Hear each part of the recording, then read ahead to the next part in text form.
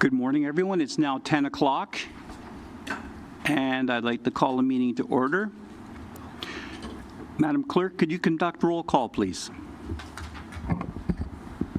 Revimo. Present. Councillor Legree. Present. Councillor McWhorter. Present. Councillor McDonald. Present. Councillor Sobalski. Present. Councillor Anderdick. Revimo, we have quorum. Thank you. As we gather, we would like to acknowledge on behalf of Council and our community that we are meeting on the traditional territory of the Algonquin people. We would like to thank the Algonquin people and express our respect and support for their rich history, and we are extremely grateful for their many and continued displays of friendship. We also thank all the generations of people who have taken care of this land for thousands of years. Are there any declarations of interest? Councillor McWhorter, please. If we get to community grants, there's a line on there that I'll declare a conflict of interest, if we get that far. Thank you, sir.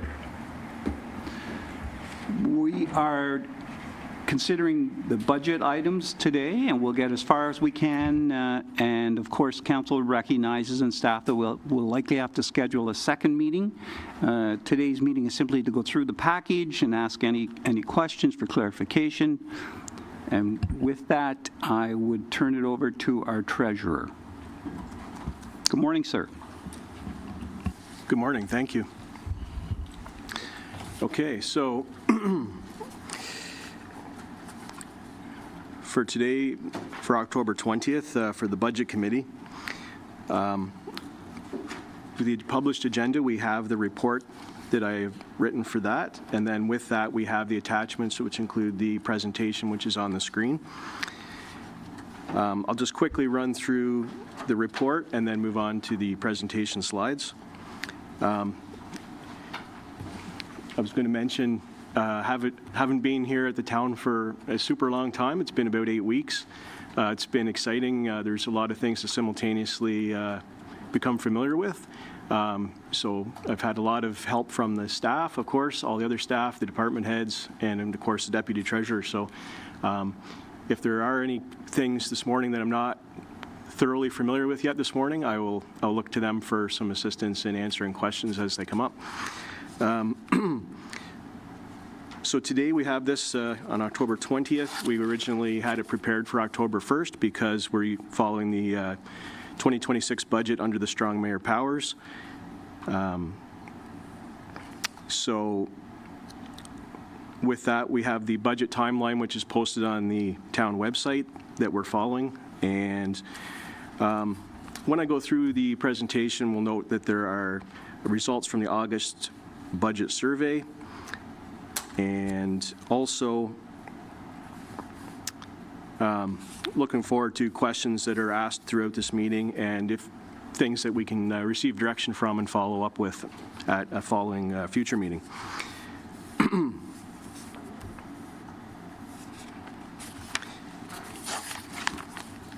I've added a slide, a table in the report that's not in the slides. It's table 7.3. It's from the wastewater rate study and the water wastewater financial plan. Just wanted to quickly point out that the example from that plan shows that a 2.5% combined increase on an average water bill would be a change of about $32 a year in the water wastewater budget. Also going to point out that the library has a increase that represents 0.46 on the tax levy increase, and we have a chart of changes in here that we'll go through, and also there'll be a few main points on that chart with the notes. That is a section in the binder as well. And we approach this with the thought that the levels of service that we have here will be maintained from 2025 to 2026. Another chart that we'll get to later will show the effects of tax increases and projections of those increases on the tax rates. And what's presented here today specifically has a 13.01% increase, which is $1,625,026. And like I mentioned at the start here, we look forward to answering any questions or items from this meeting at the follow-up meetings. So on the screen, if we go to the proceed through, this is the budget timeline. As I said, we provided it October 1st, and now we're meeting as we head towards the November 17th is the next milestone. On the next page, survey results from the August budget survey. Total number of submissions were 24, and the details of this are in the budget package if you would like to review those at any time, and those are under the second tab in your binder. The next slide is a slide that I borrowed from the 2025 budget presentation because it uses the strategies from the Road to 2035. Those similar strategies and parts of the 2035 plan still remain key to the town's objectives. On the next slide, there's a few things that affect the budget as we start into it. One is declining borrowing capacity as the town borrows more funds to pay for projects. As measured to the ARL, which is the annual repayment limit that is measured by the Ministry of Municipal Affairs and Housing. We're also be reviewing the OPP discount. That was a one-time discount for 2025, and how that some of that money was moved into reserves, and how it may or may not be utilized for 2026. And the asset management plan that was completed for July 1st, 2025, it identifies funding of annual asset replacement and the gap and the accumulating deficits. So that's something we will want to keep in mind as well. And MPAC has not, and the province has not yet announced a change in the assessment cycle. So we're just making note of that. On the next slide.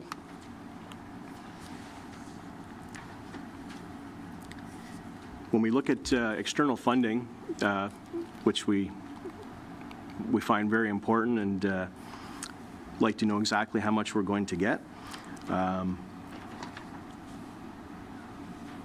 we have the OCIF grant is the first one.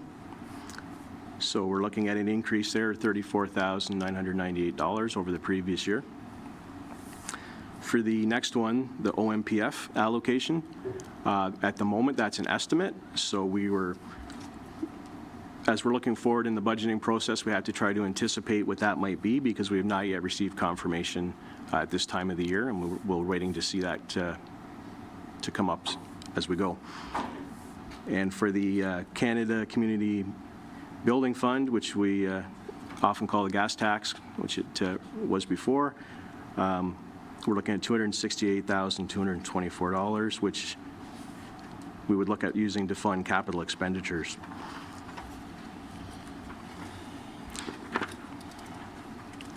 On the next slide, just a quick comparison of those types of funding and how they're relatively predictable and have some increases as time goes by to continue to help with increases in budget year over year.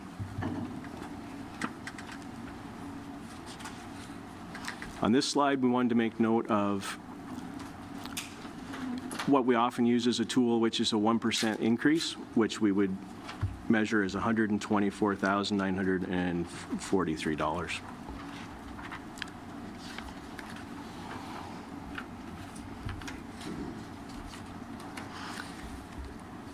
For this slide, for taxation, we wanted to provide, based on the previous slide, a quick sense of what will happen as the tax increase is determined. The range here is between 5% and 11%, which if you look at the line that's labeled dollar increase per week for the median assessed value of a home, which MPAC measures for the town of Renfrew at $171,000. An increase of 5% would be about $2. An increase of 11% would be about $5. So that's just rounding, that would be like a $2 to $5 range of a weekly increase on a median value home over 2025. So we provided that for comparison.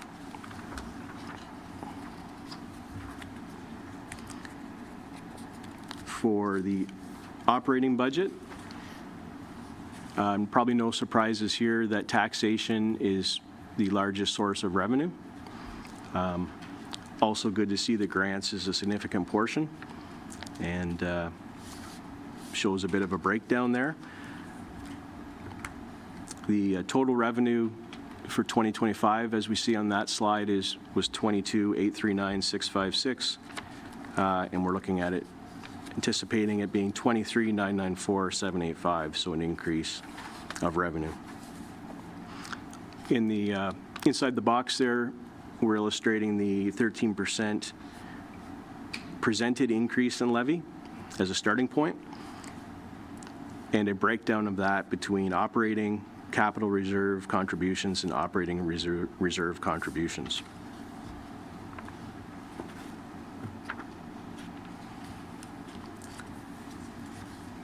For the policing services,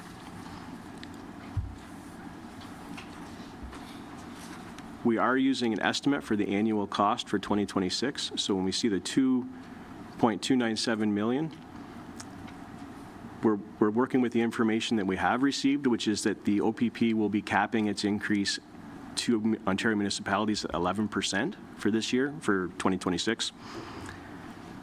So we're working, starting with that until we receive the actual OPP billing statement to confirm that number. So if anything, it could be slightly better, but we would anticipate this may be what we're looking at. For 2025, there was the one-time discount from the province, and there was a decision made for the resolution 250502 to move $317,520 into reserves. So what we've put on this slide as the potential 2026 reserve transfer is half of that amount to offset OPP costs, as an example, to be, in case that were to be something that wanted to be considered, that would provide relief of about 1.2% against the tax increase.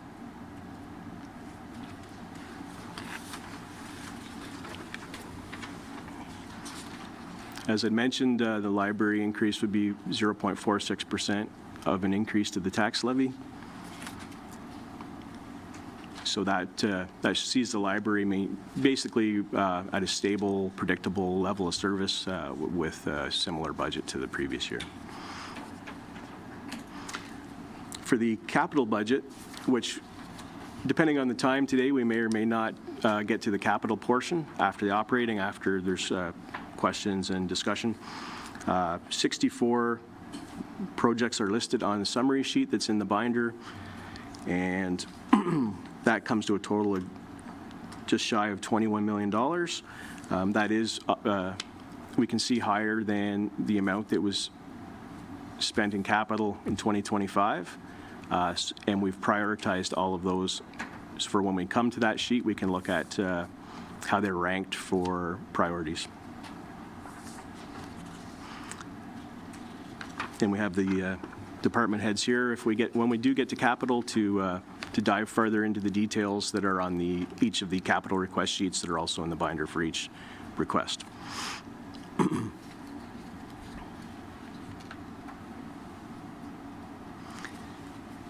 We've made note of the asset management plan that is newly done in 2025, and the bit of a gap that's there. And did you want to add to it? If you want. Yeah? We'll give the Deputy Treasurer a chance to just kind of highlight some things there. Mr. Ferguson, please. Sure, thank you, Drew. Yeah, just thought it was important to to highlight the difference between what was set out in the AMP that was prepared and presented to council, requiring $13 million a year split between tax-supported water and sewer-supported assets. And then our budget allocations within 2026, this number comes from the contributions into capital reserves, this 6.2 million, so there's 4 million through tax-supported, 1.1 through water, and 1.07 through sanitary or sewer. Sorry, so there's the variances identified in the right-hand column showing where there's the gap between what is required or recommended, through the AMP versus what we're actually contributing on an annual basis right now. I would like to highlight that what we are contributing towards the capital reserves will eventually be spent on capital, and what's identified in the capital budget right now being at 20 million are two different things. The contributions into capital is what's identified here because that's what we're able to track on an annual basis going forward, understanding that it will eventually be used to finance capital work. So that's just the reason for that versus having that at $20 million at the bottom line and then split between the tax-supported, water-supported, and sewer-supported. You. Is there, if you can help council and myself remember, there is a requirement from the province to ensure that you have a capital asset management plan, or sorry, an asset management plan, and that you contribute to the reserve, I believe. Is that correct? Yes, thank you. If I can, this is kind of what that's outlining. We are contributing into our assets and our capital reserves, so. Unless you're saying something different, sorry. No, I was just confirming that we have to have it, first of all, and we have to contribute to it. So that's not an area that can be randomly hacked away at.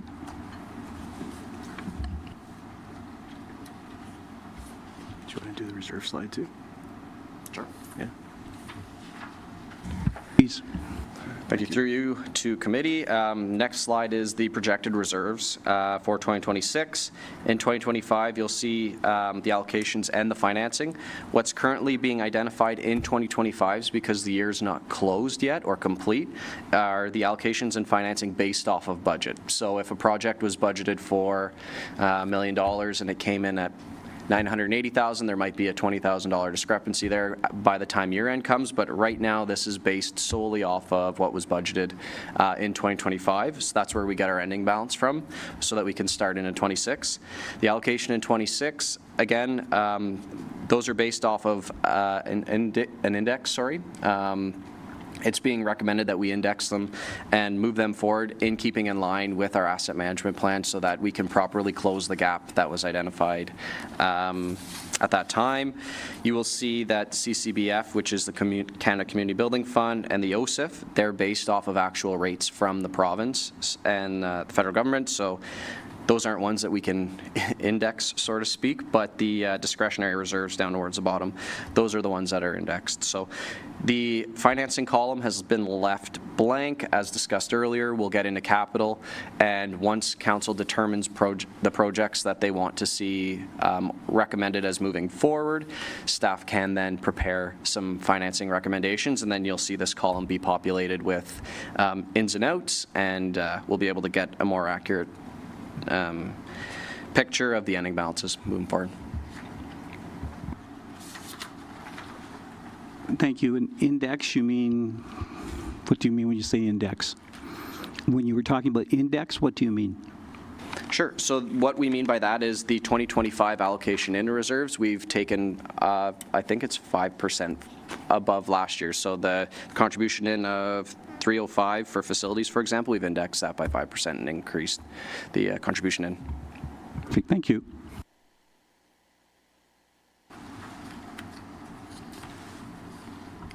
So for this next slide, for long-term debt, annual repayment limit, as we had mentioned earlier, being one of the considerations for the budget. The annual repayment limit is defined as the maximum amount of principal and interest that a municipality can repay each year. So we've shown the calculation there to the right on the slide. In 2025, the town of Renfrew projected the remaining ARL would become $1.5 million after the 2025 borrowing. So for 2026, that's why we haven't shown borrowing in this presentation yet, because we're conscious of the fact that the ARL is reducing, and eventually you want to be sure that you have enough there if you were ever to have to borrow for something that was unanticipated beyond, even though you do your very best to plan all your borrowing, all your asset replacements out into the future. So on the next slide, we've just given an example of what we mean there, which is if you were to borrow, say, for an example, another $1 million in 2026, it would take your existing anticipated ARL of 1.512 million, and it would reduce it by the annual repayment obligation on the $1 million of 127,279, and you would end up with a revised ARL for 2026 based on this example of 1.385. So approximately what we see there is you could borrow about another 11.88 million before your ARL was to reduce to zero, which would mean that the Ministry of Municipal Affairs and Housing would not want to see you borrow any more money. So that's something we want to look at as we plan how to fund capital when we get to that section. The next slide is a listing of the debt listings and internal borrowing details.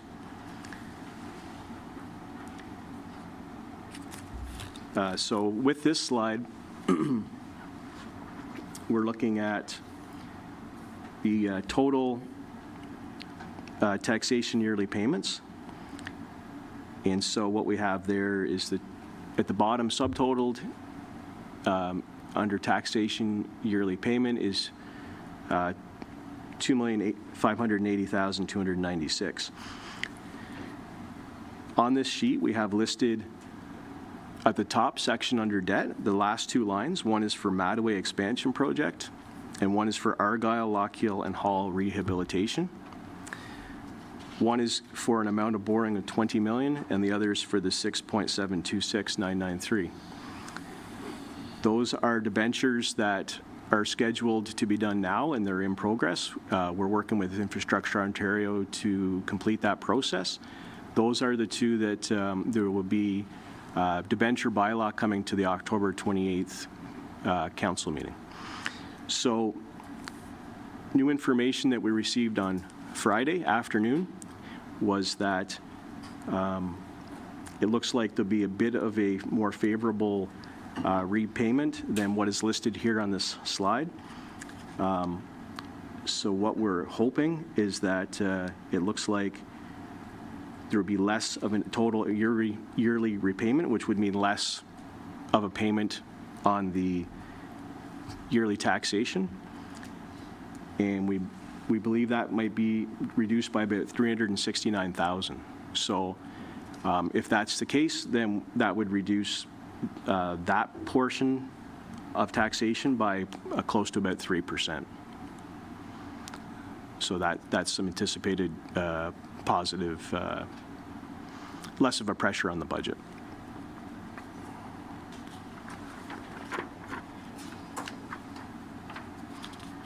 On the next slide, we have water wastewater rates. Which I'm sorry, I just Yes. for make sure I understand it and any of our viewers. So when you say it would reduce it by 3%, does that mean the initial number of 14.1 that you presented would be suddenly down to 11? So 13.01 could potentially be down to about 10. Okay, thank you. And of course, as we're projecting for 2026, it is looking into the future, so we anticipate there will be pluses and minuses affecting that as we go, and it may not be all in one direction. It may bounce around. So I already had mentioned the combined Table 7.3 that's the result of this slide for Table 7.1 and 7.2, so I think we can jump ahead till we get to the water and wastewater budget sections. Here, I've done a summary of capital funding sources, which essentially, when we get to the capital funding discussion, we could look more at this in more detail and how those can be applied. This slide under next steps, we're in some of the next steps today, and what I was anticipating is that by briefly going through this presentation this morning, that will give time to decide which other sections of the binder we would like to now look at and may have questions for, or if you'd like us to present more on those. And for example, if we wanted to start with something like water and sewer, we could kind of do it in chunks or do it in pieces. And then look to the budget committee for direction or for which way they'd like to proceed.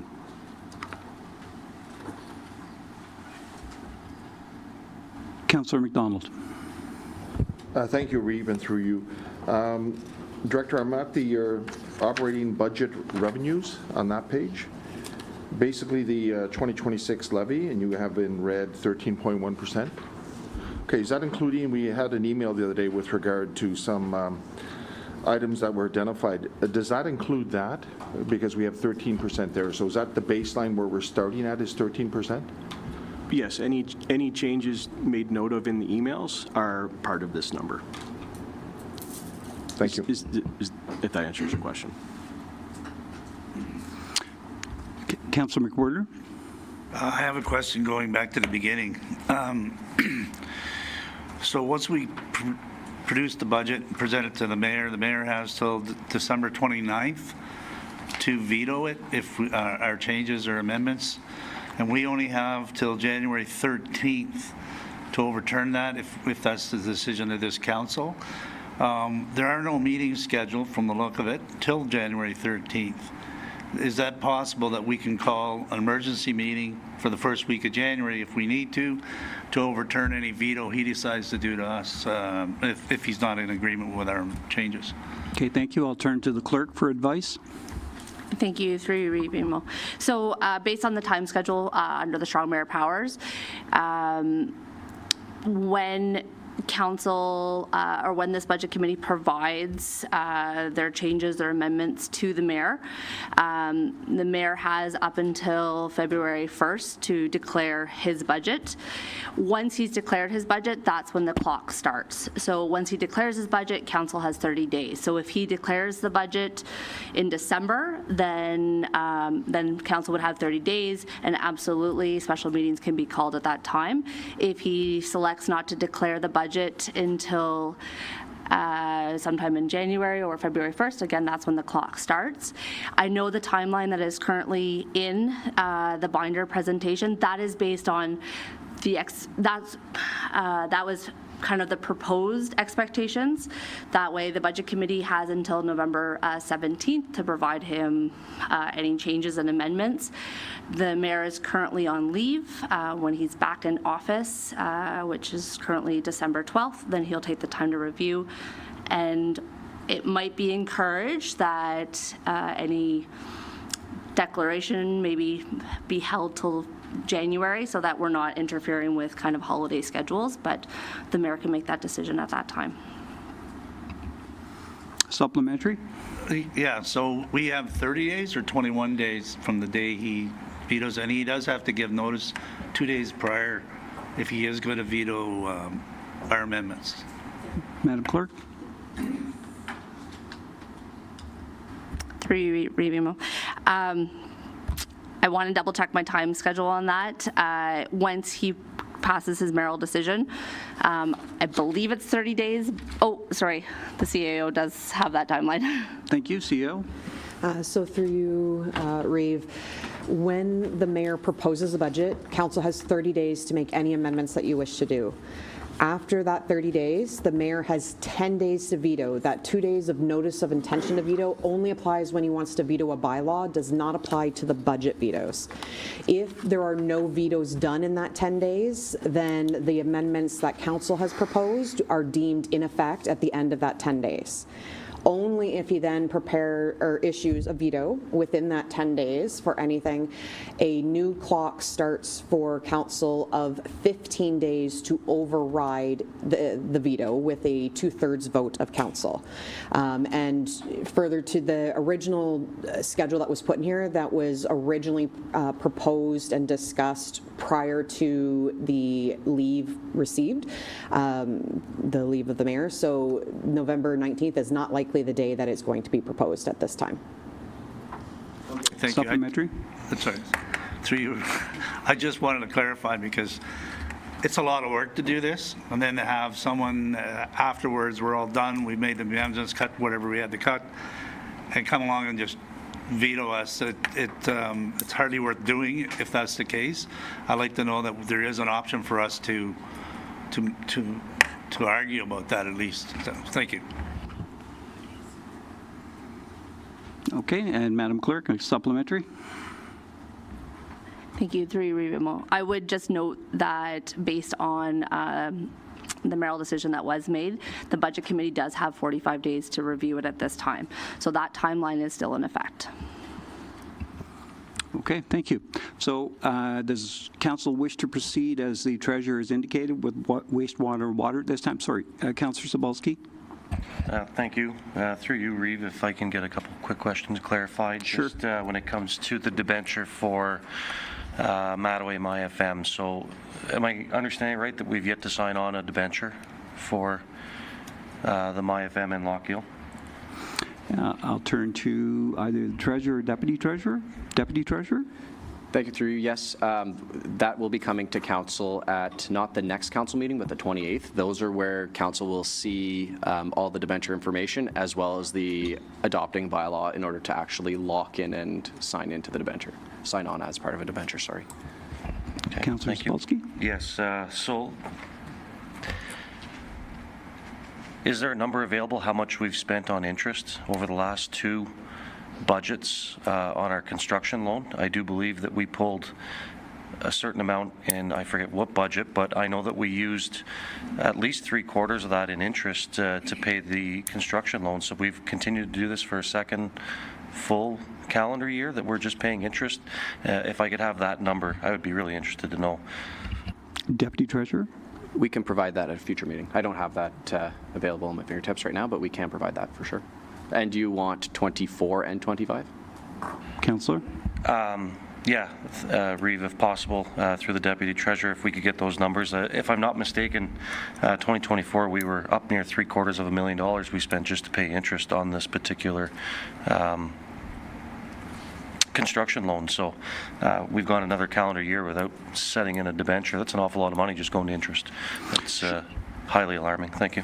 Thank you. And Deputy Treasurer, if when you provide those numbers, if you could provide just a little bit of a report indicating what this, I'll call them structural issues, but what occurred to extend this out until we finally sign the papers in end of October. Yeah, super quick off the top of my head, just for some of them, you have a certain amount of days within project being deemed substantially complete, and you need that engineered sign-off. So I know with Argyle, for example, that project had to be completed within X amount of time before you can actually debenture it, but I'll put all those timelines within the report. Perfect. Thank you very much. Councillor McWhirter? Through you, Chair. This is for the treasurer, I guess. You have 2.5% down for water rates. In 2027, we have a debenture that's going to expire that's been paid for the water treatment plant. It's $205,000 a year that we're spending now, and it'll be a savings to the taxpayer. Would it be your recommendation that in 2026, when we do the 2027 budget, that we not have to raise taxes because that's a 2% savings right there for the taxpayer? I just don't see adding to the taxpayer when you're getting 2% back from the debenture. And I understand as a treasurer, your job is to add to the reserve, but at some point the taxpayer should get a break. Am I wrong on that, or? So when we look at the water and wastewater section, it's a user recovery budget. So all of the fees that are calculated in the rate plan cover all the costs of water, wastewater. So it's not directly on the tax levy. It's part of the user fees structure. So when you have savings in no longer having that debenture to pay, my first thought would be to direct that into reserves for water and wastewater, because then we'll want to take that and align it with the asset replacements of water and wastewater facilities. And I haven't dove into the asset management plan side of water, wastewater yet, but as next year we hope to look at a long-term financial plan, and when we tie the asset management plan to water, wastewater, I suspect there'll be also a gap, and so that will be an opportunity to build reserves to try to shrink the gap that would exist in the future costs of replacing wastewater plants and things like that, and also in-ground infrastructure and all of the things that are associated specifically to water and wastewater. Councillor? So basically, we're saving 2%. If the way the average has been going, it's about 2% to 3% a year. So that year, instead of, because we are saving 2%, you're basically taking the money that's already built in and you're putting it in the reserve instead of, so it wouldn't make any sense to me as a taxpayer for you to, or for this council in 2027 to charge me 2% of my taxes when I just saved 2% going forward. You see what I mean on that? Yeah. So that's why I said I totally get that as a treasurer you would want to put the money in the reserve. That's what treasurers are for. That's they save us money. But at the same time, I think there should be a savings for the taxpayer, especially in light of the last couple of years. We've raised taxes quite a bit, and I think they're looking for tax savings. So to me, I would prefer to see some kind of tax break. At least I think they've earned it. Just so I'm going to give you a heads up, 2027, you and I are going to have a chat. All right. And Okay. also, Please, and then the CAO, and then Councillor Cebulski. we are using a bit of a transfer from reserves to equalize the water and wastewater budget this year. So there could even be a look by the Budget Committee at increasing the fees beyond the set rate, percentage increase. But saying that stays the same, then for 2027, we could provide options to show what you're describing, and so it gives different decision points for that. I'd be okay with that. Thank you. Thank you. CAO, and then Councillor Cebulski.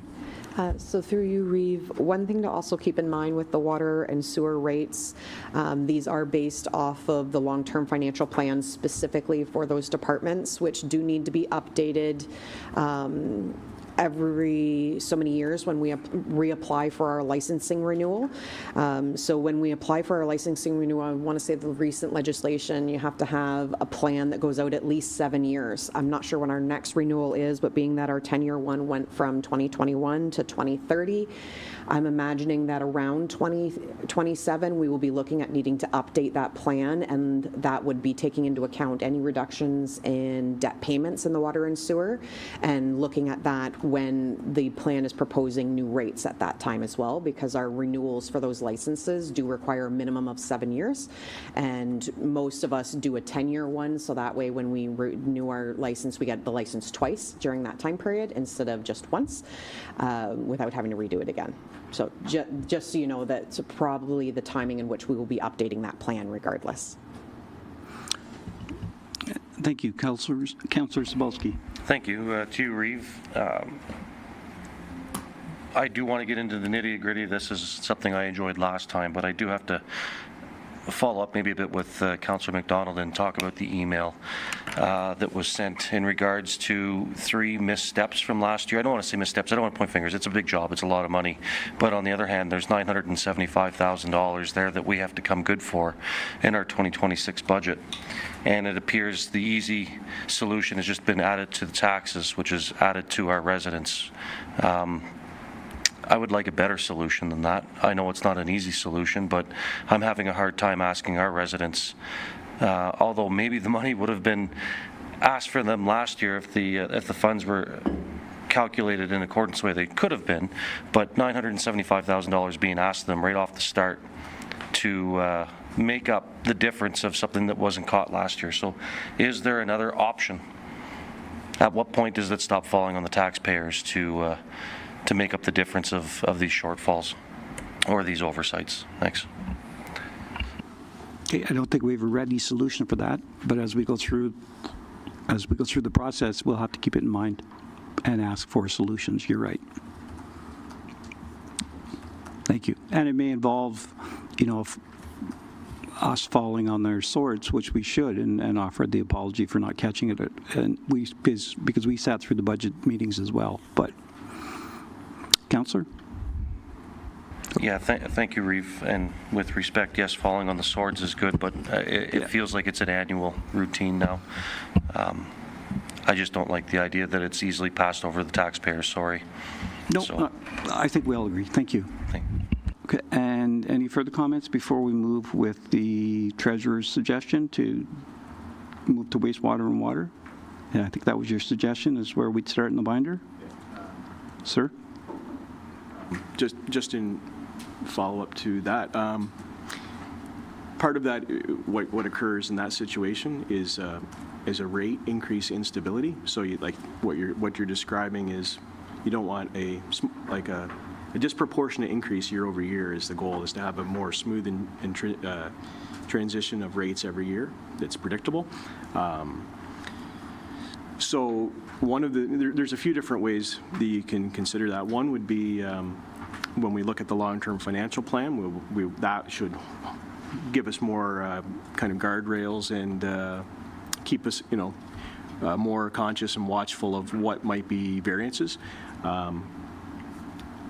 And in that long-term plan, I foresee also exploring things like a capital levy, so that it's another tool to address the funding gap in the asset management plan, and also break that out in the budget process and provide a tool that can measure and manage those things.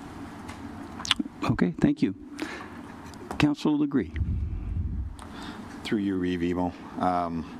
Just want to touch on Councillor McWhirter's about the reserves with the money when it comes off the debenture in 2027. So that, you had said it can go towards like the plant maintenance and if we have to do work, but it also goes towards like when we do roads over and stuff, like the infrastructure underground, right? Like waste, like pipes and stuff, right? So if we're putting money in there, we can use that it's for roads, correct?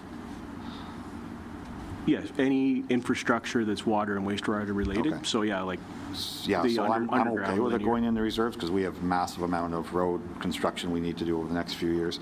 I just want to touch on the I guess we'll call it a miss or whatever last year. So I think council put a cap last year on budget anyway at 10%. So even though this 975,000 wasn't picked up and that's being looked at, it would have fell on this year anyway because we had requested a cap, if am I correct or not, or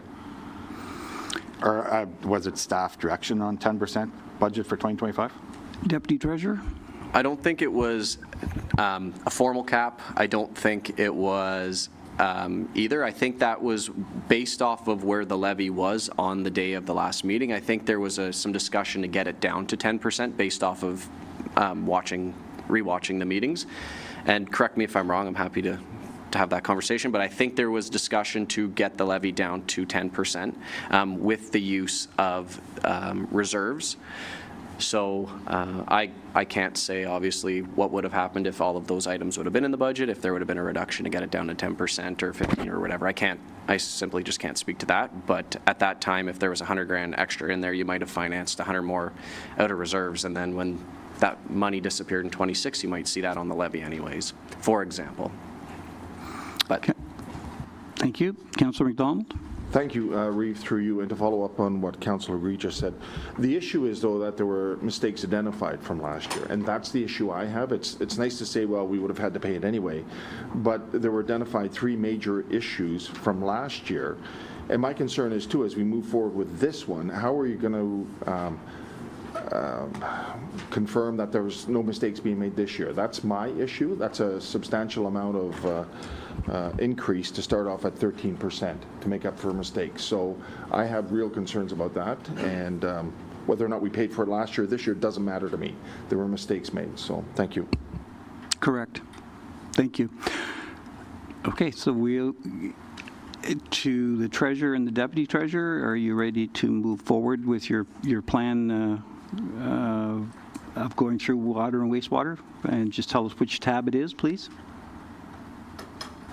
Yes, so if we look to tab 7, we have water and wastewater there.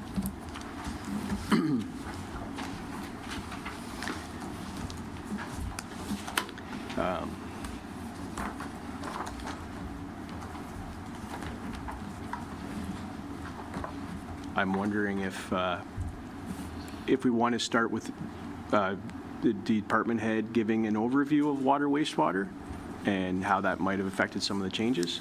And then we could answer questions based on any line-specific items. Okay, thank you. What I could do firstly, though, which kind of just follows up from the previous comments and questions, is the very first line, if you go to the first page of the water budget, the second line down, it's account number 1355007175, transfer from water reserve. You'll see that there's $748,629 there, and that is in addition to the water metered usage below it of 3.1 million to bring the revenue up to the point of 3.9 million, so that when you get to the bottom of the total general fund, the very last line on page 2, that the revenues equal the expenses. So I wanted to make note of that. And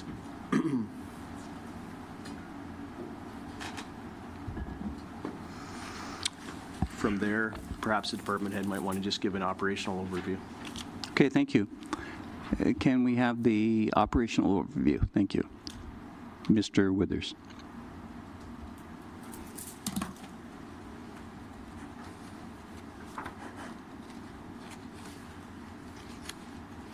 Just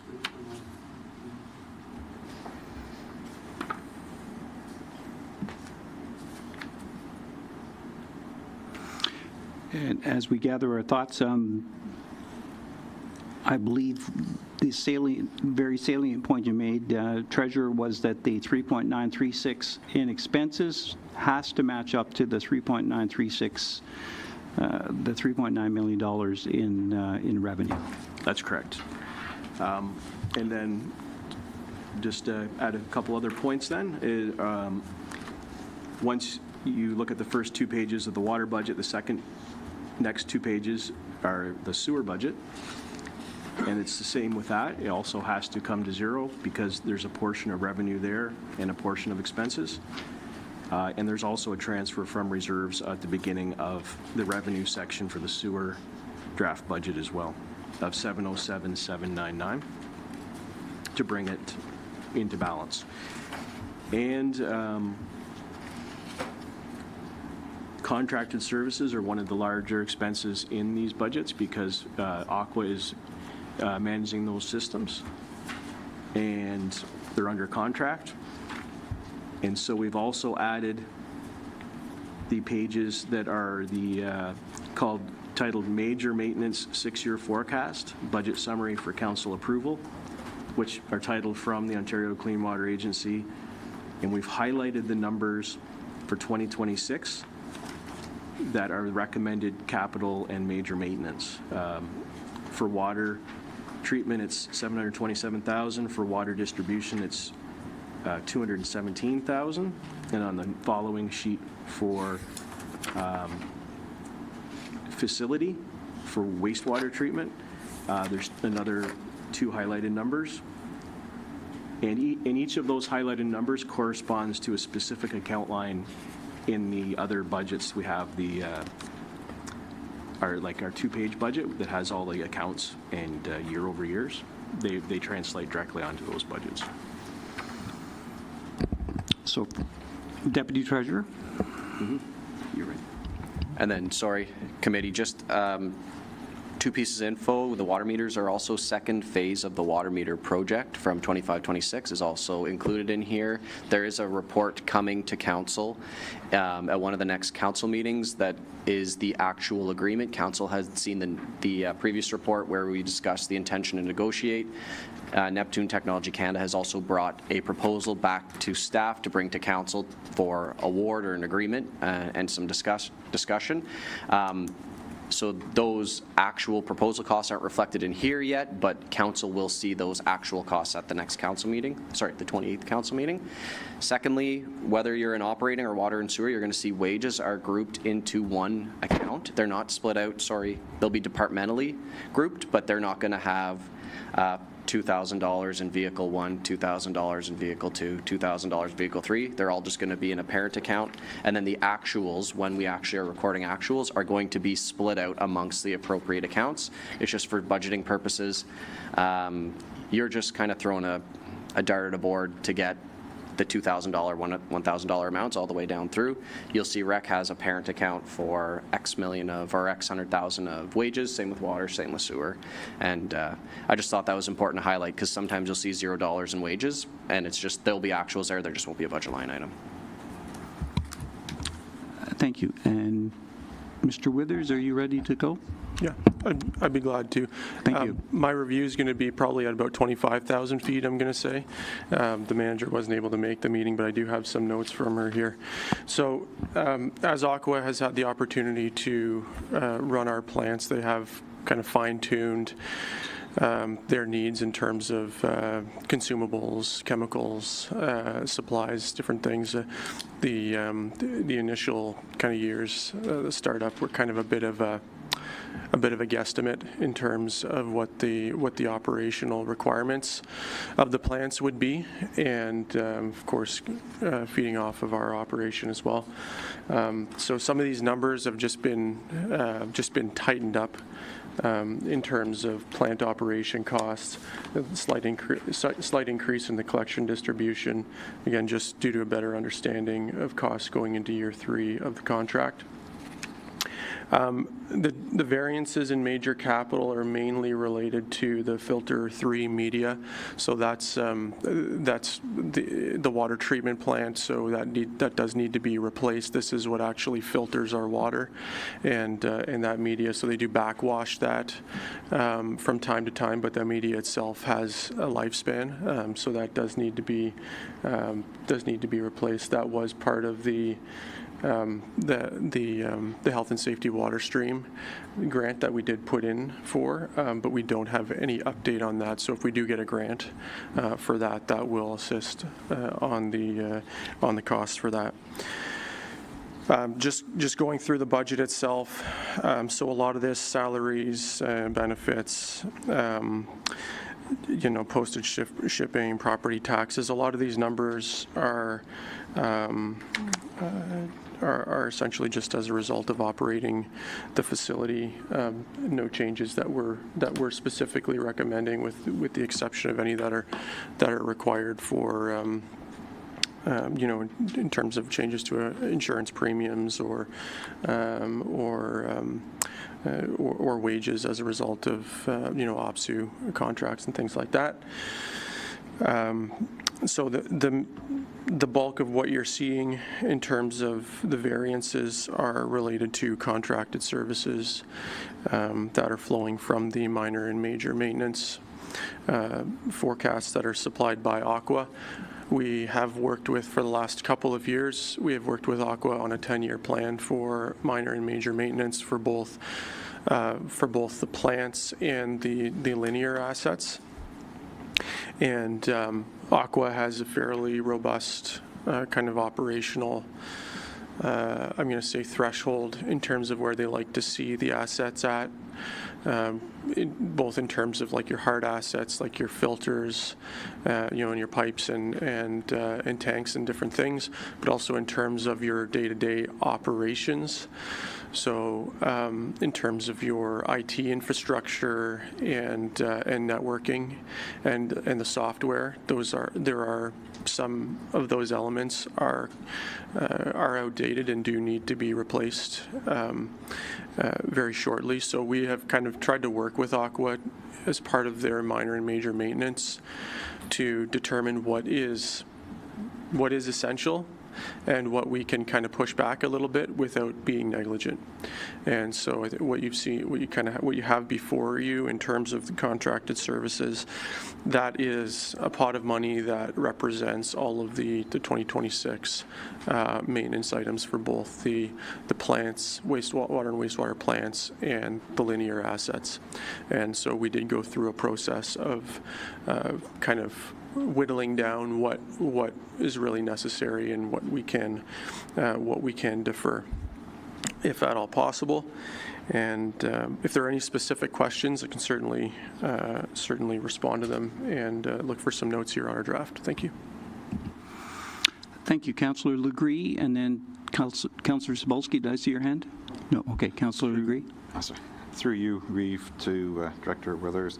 So I think I just want to make sure I understand this right. So in contracted services, 2025, we budgeted just over $1 million, but we spent $840. So that $840,000, back to the Deputy Treasurer's point, is that like all the bills in, or are we still missed because we're still in 2025? Yeah, thank you. There are going to be some bills that still have to come in, so that year-to-date is it's to the end of September. So there are going to be some costs that still come in. So when we are looking not just at water, wastewater, everything with budget, we're looking at a variance, it's not accurate because we don't have the full billing for 2025 in it, correct? Maybe Mitch, you want to take that? You want me to take it? Okay. Yeah, so you're going to be correct on that. So your variance there is going to be basically 3/4 of the year. I'm going to say a good number of the capital projects will hopefully be coming to a close. But yeah, you're quite right. I'm guessing that Treasury might be able to provide some more up-to-date actuals, at the end of October to give you a better sense. But this is at the end of last month. Yeah.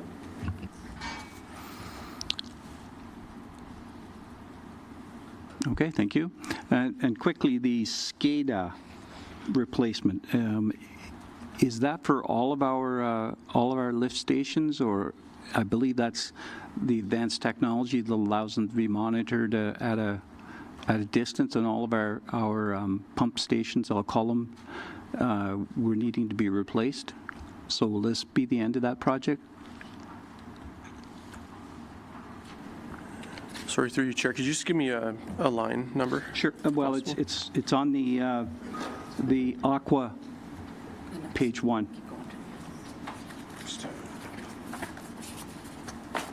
Yeah, perfect.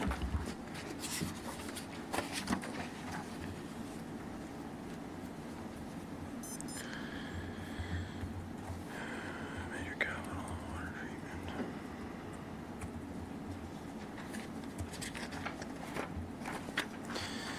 Yeah, I can pull up the 10-year. I'm just going to get the 10-year capital forecast here so I can give you a bit more certainty. But that would be my sense, is that it is replacing. I know this is part of a larger, I've got a message here coming in. So the new pump stations already had the SCADA technology. So this is just the older pump stations, which frankly is most of them. Thank you. Okay, thank you. Okay, any further questions? Okay, Mr. Treasurer. Okay.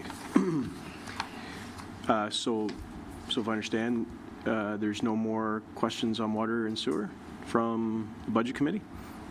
Not at this time. I think part of what we're trying to do today is just get the very quick questions out of the way, make sure we understand it enough to really dive deep for the next session. So okay. If you just want to pick a section of the binder and direct us to it, we'll go there. Okay. So we can go back to tab 4, which is the operating budget. Thank you. Okay, and so under tab 4, we've separated the capital from the operating, so this is just the operational side. When you, if you were to go to the last page and look at the 2026 budget total general fund, you'll see that it's at 0 because the revenues in here are set to balance with the expenses. The way we've presented that, it shows the proposed draft of the taxation levy increase under the taxation revenues on the second page, down under the heading taxation. The first line is for account 1337008,000. The taxation levy, it was the 12.4 million in 2025, and here it's in the draft at 14,119,307, which shows the variance in the last column of the 1.625026, which represents the 13% that's in the draft for an increase.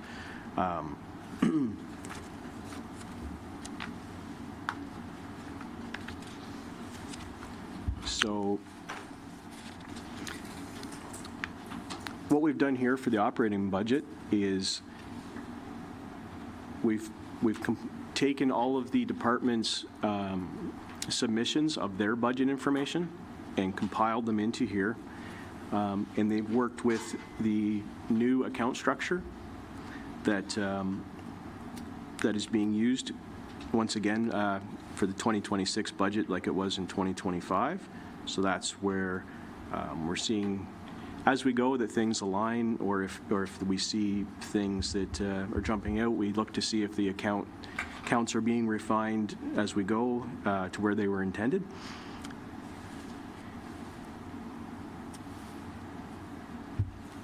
For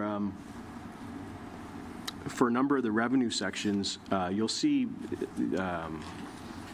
adjustments year over year, but you won't necessarily see any that are dramatically changing, except for the ones that we noted earlier.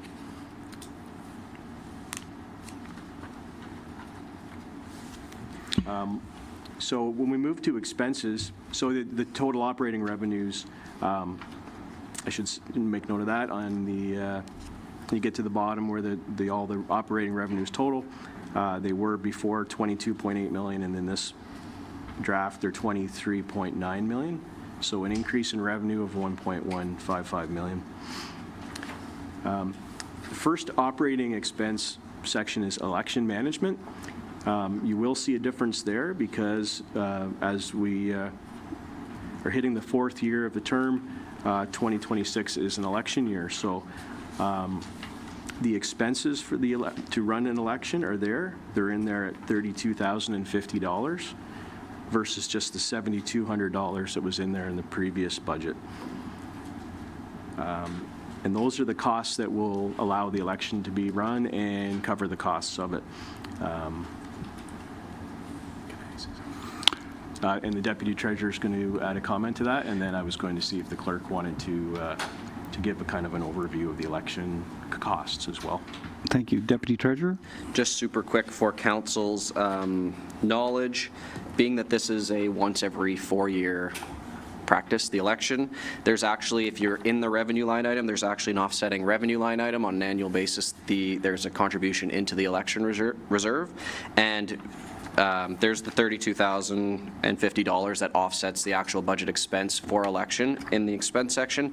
This is done so that there's a predictable levy and that you don't have an impact on the levy on an annual basis, rather than, or it kind of just splits it up over the period leading up to election because you're contributing into the reserve every year. So there's no net impact to the levy for the election at this time. Thank you. Madam Clerk, anything to add? Thank you, through you, Revimo. And to Deputy Treasurer's point, this is something that we kind of spread the cost over a couple of years. Again, it's a 1 in every 4-year expense, so we set money aside annually into a reserve so that we can pull forward on the actual election year.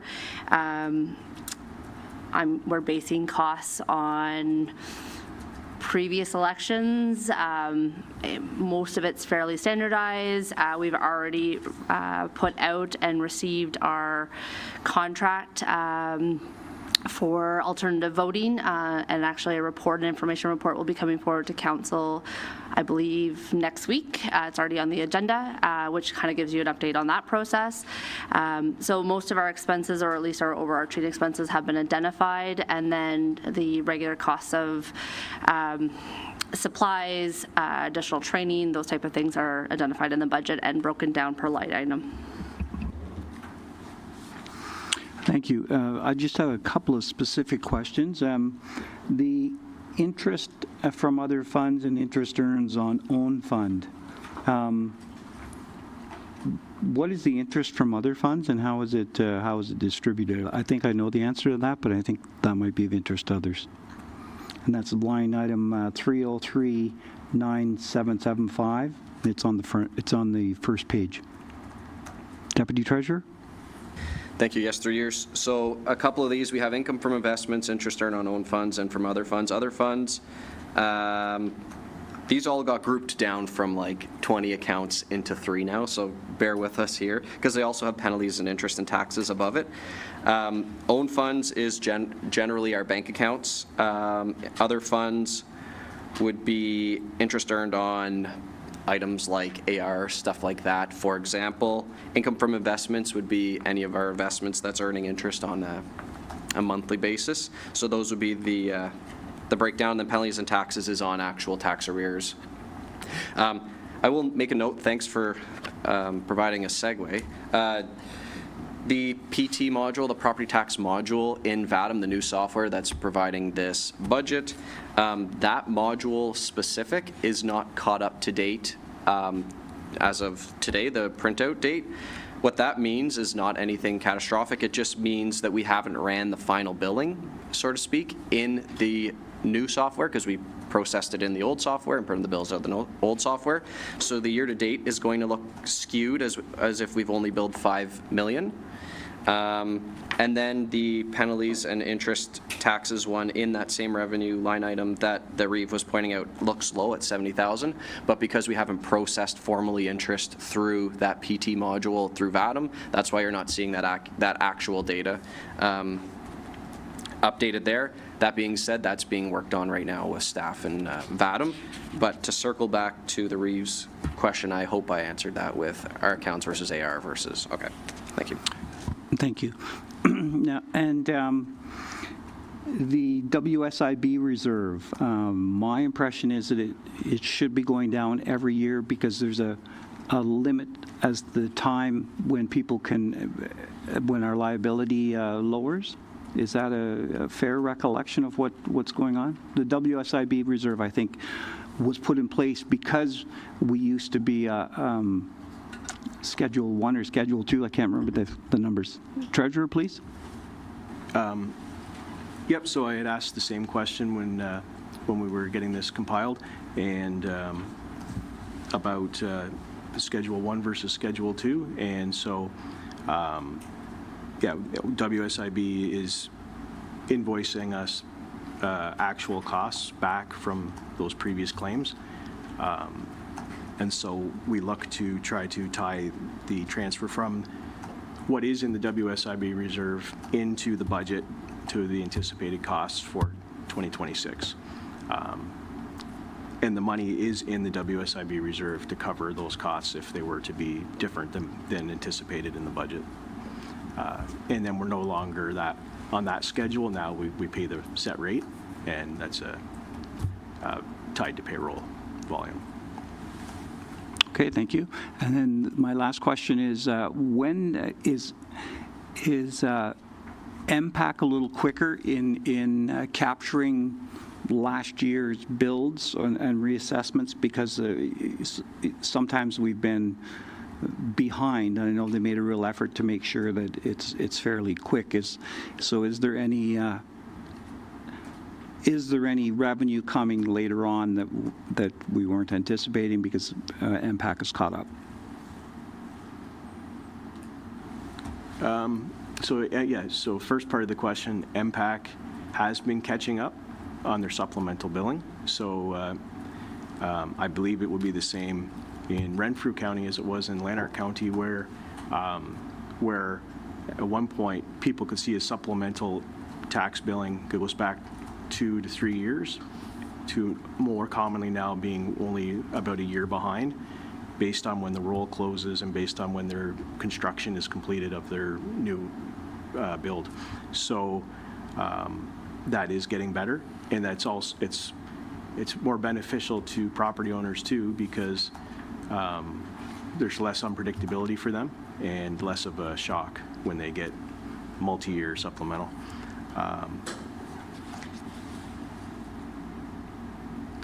In this budget, I'm just going to make sure the Deputy Treasurer checks my answer here.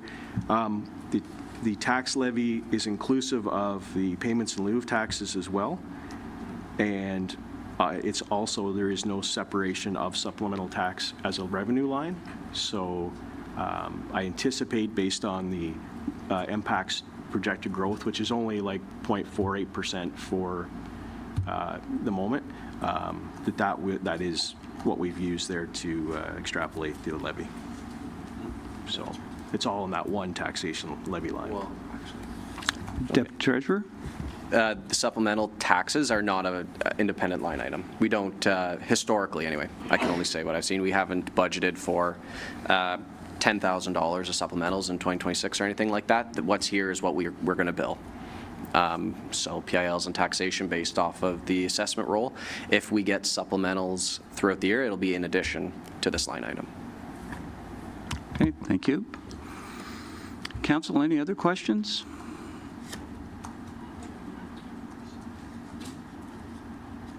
I'm sorry. Councilor Legree, I'm sorry, I missed you.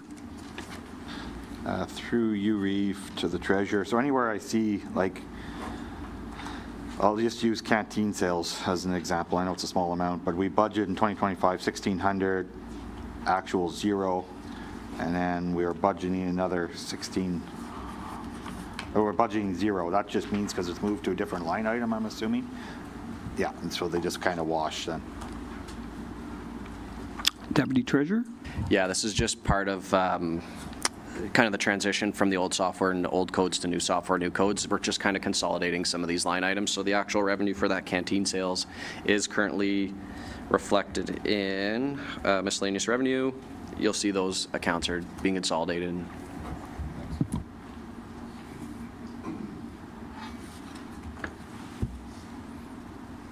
Okay, thank you. Council? Okay, seeing none, Mr. Treasurer, direct us to your next tab, please. Thank you. So I was going to go to page 6 of this operating budget, which is going to, got to find where I was here again. One second.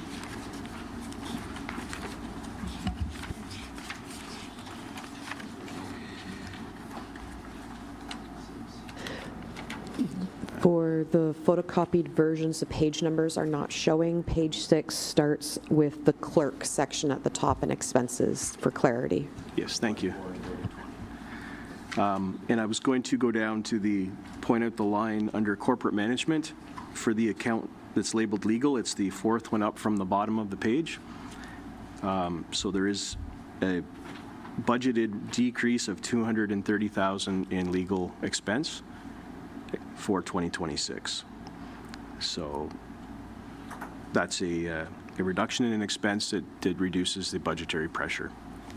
So that was a line that had a positive impact on the draft budget. Can I ask how you achieved that? Because I'm sure someone's going to ask. I believe the CAO provided that and would have all the details that I might not have. Madam CEO, please. So through you, Reeve, to everyone, the one-time legal costs last year that were put in were for some ongoing matters that have now actually reached their conclusion, and we did not actually see the full costs of what was originally anticipated if the investigations had continued. We had increased it by $250,000 last year, so it was originally sitting at $10,000. It was increased to $260,000 to accommodate those ongoing matters. And as an offset, council did pull in from reserves $250,000 to offset those additional legal costs. So as much as we are seeing a decrease in the expenses, you're not actually going to see a specific 2% tax decrease from what would have been there, because the reserve transfer also will not need to be there for that $250,000. Thank you. And Mr. Treasurer, keep going, please. Thank you.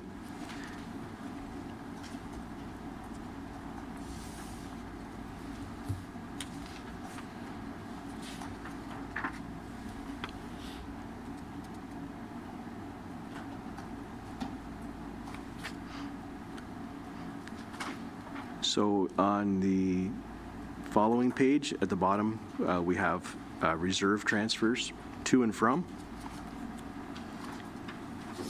And that's a listing of the amounts that are going to reserves, and that this is just to point out what we talked about earlier about increasing transfers from the previous year to a larger amount into reserves. But you'll notice at the bottom there the total is lower because you see on the first line for the transfer to capital reinvestment, that was where the transfer of the OPP one-time credit was budgeted to go into reserves under the 2025 budget column for $387,520. That was that amount plus another $70,000.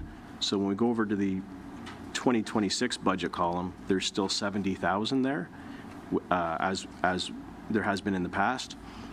And the variance is the $317,520 because we don't anticipate getting that one-time OPP billing credit again in 2026. So that's why that large number is there in the variance for that line.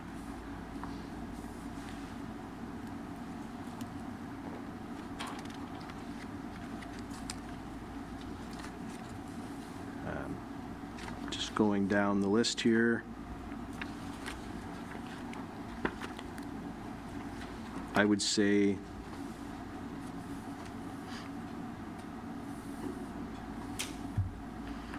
if we move down to the next page to OPP, just retouch on the point that we've anticipated a large increase in the OPP contracted policing cost, but we don't have the actual confirmation from the OPP yet. So if we were to receive that in the next upcoming weeks, then that would be new information that we could bring to the Budget Committee to know exactly what that could be. Which is kind of makes the point that as we start the budget process in 2025 for 2026, which was a less traditional way that municipalities budgeted in the past, we have to rely a little more on projection versus waiting for actuals. When the municipality used to do their budget in the spring, say in March or February, March or April, a lot of these things were becoming actuals because they'd received all the letters from the province, different sources of funding, confirmation of grant amounts. This is becoming, I would say, the more common way to budget is budget in advance, because municipalities can position themselves for the start of the year, position themselves for preparing tenders, getting those tenders, in at the start of the construction bidding season, and also sets the opportunity to look at multi-year budgeting, which if we develop a long-term financial plan, Municipalities now, it's not uncommon to pass a multi-year budget, which could be 2, 3, or 4-year budgets.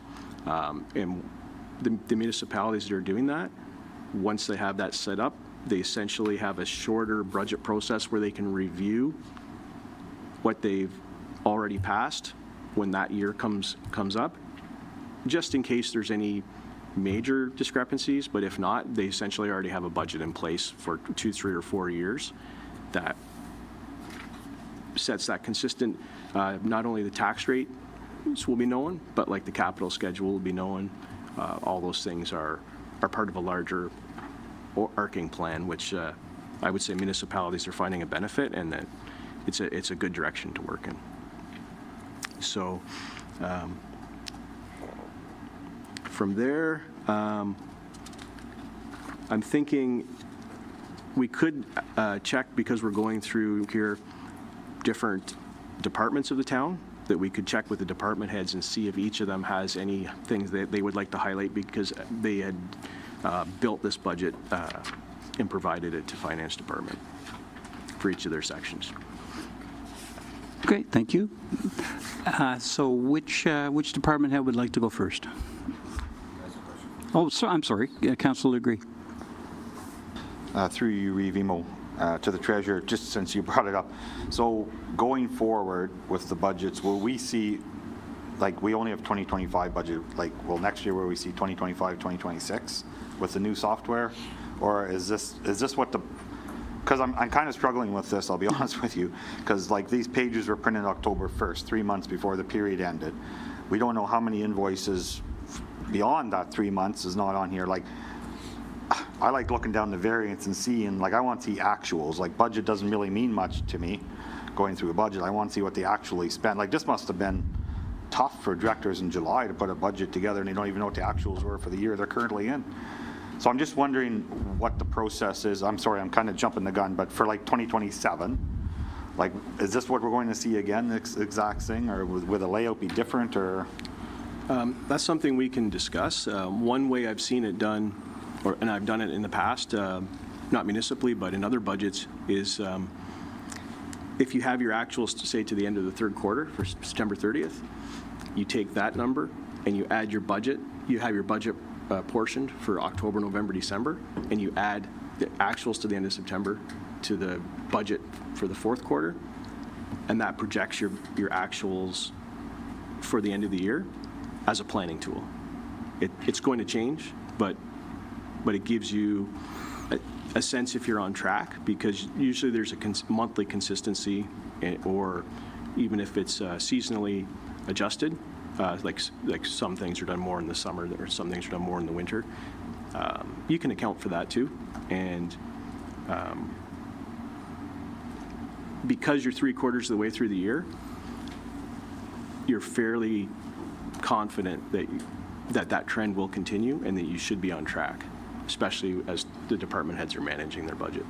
And as far as additional columns, the Deputy Treasurer will correct me if I'm wrong, but I believe we'll be able to start, if you want to see multi-years for trends and or looking at averages, we can have more columns that are added to the report.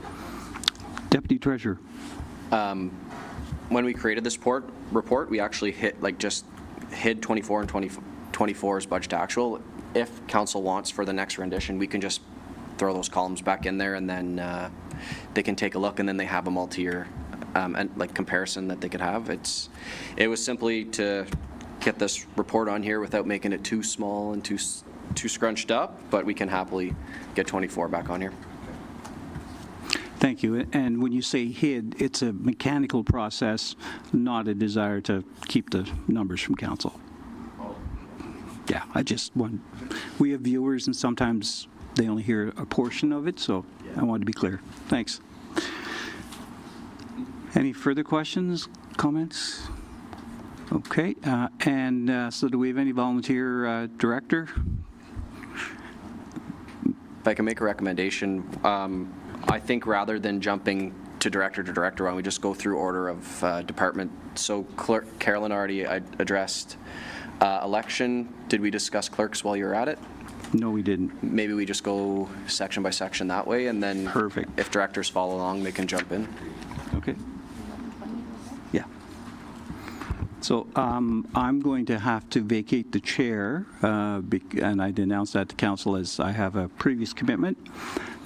And so our procedural bylaw calls for Councillor McWhirter, because he is the councillor with the longest tenure of time. He's sensitive about the word senior, and so he will assume the chair.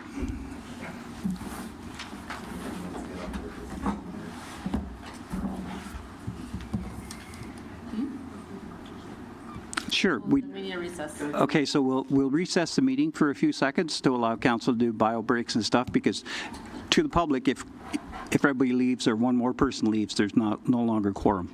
Thank you.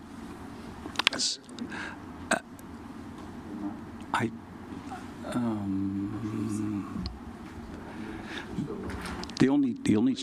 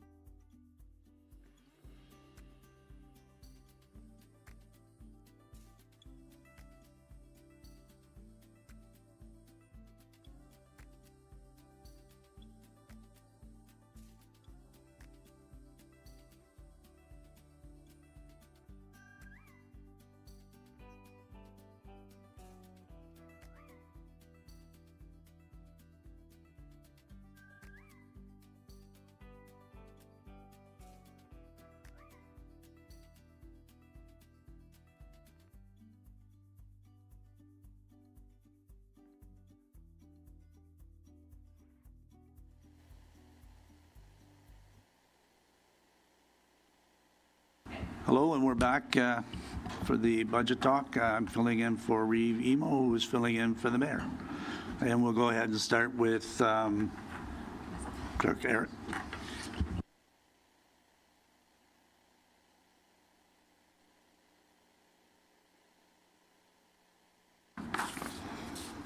Through you, Chair. Okay, so for the most part, The clerk's department is going to be very occupied with elections in 2026. So I've already kind of discussed that budget. That certainly makes up a lot of changes within our department. Additional kind of areas that we're also looking at is records management, which is an ongoing project that we have identified for 2025 right into 2027. So this includes items such as basically document destruction, which we need to do in a secure manner, as well as implementing both a digital records management system, which right now we're focusing primarily on kind of internal processes and document folder management, as well as ensuring that our hard records that we archive here at the town hall are handled in an appropriate manner. We're also looking to meet some of our accessibility requirements, so kind of forecasting ahead into doing some kind of digitalization with added accessibility requirements into that, so that when we're putting documents out to the public, such bylaws, they are accessible. And this is a requirement that we need to meet from the province. And again, we're still moving ahead kind of in a slow process, but trying to managing it as we go. With some of the changes in the software, some areas that used to kind of be handled through us or associated with clerks obviously does get kind of moved around. So I do apologize that there's not a direct comparable, but if anybody has any questions, they're certainly welcome to address that with me. The other area of the budget that the clerks kind of manages and looks after is also the council budget. Part of council's remuneration does identify kind of the conferences, salaries, but also kind of expenses such as subscriptions and kind of associated costs with council in general, meeting requirements. But I will note that with the change in council, one item that has been identified as a requirement is the technology component of council. We do have a digital agenda management program that we use. We will continue to use that with the new term of council. I have been working with IT to find an affordable solution for how to move forward with the new term of council and bringing kind of devices. I have been warned that current devices may not survive a new term of council. So again, that is a component that we are going to have to look at and address. But other than that, if there's any questions or concerns, I'm happy to receive. Any questions, councillors? No? Okay, seeing none, we'll move on to the next one, next department.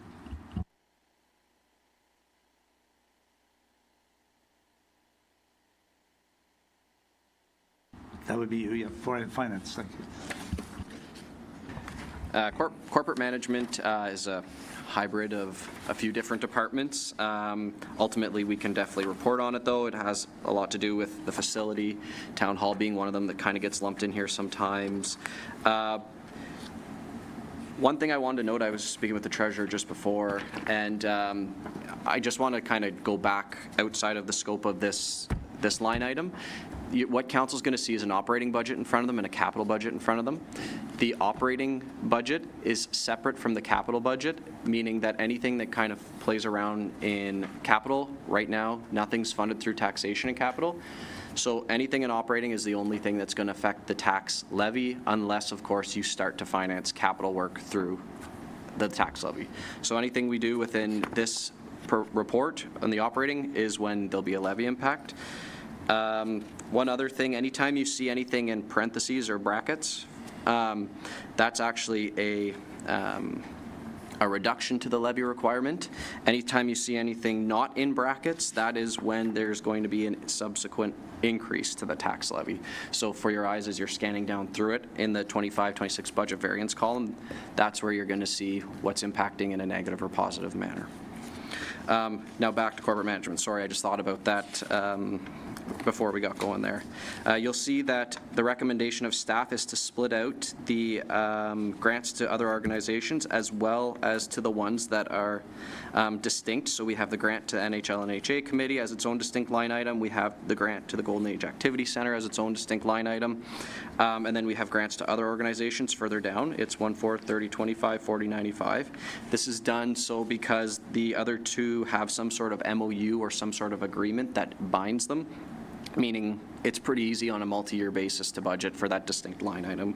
And then we have the grants to other organizations down here at $35,000 as a, I don't want to, for lack of a better term, a pot for organizations to make application to, and then there's a process for that where it's then divvied out accordingly.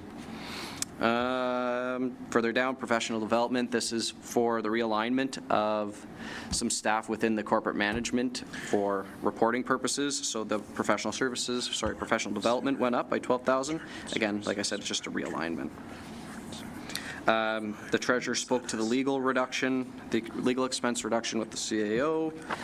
And then building repairs and equipment repairs and maintenance, some minor works to get completed within the building caused the remainder of the increase. I can take any questions on that, but I would go right into the next section, which is finance, if committee's comfortable with that. Any questions so far, gentlemen? Okay. Okay, thank you. So in the next section, we have our internal debt and debentures, which had been budgeted for in the prior years, and because of the type of debentures, there's no change in the total. It's just kind of a weighting thing. Down here we have our insurance. This is based off of our insurance because it's multi-year and based off our renewal period. That's based off an estimate with the actual current policy, being that it's a May 1st policy into next year. We know what the first portion of next year will be, and then we can estimate what the second portion would be based off an escalator.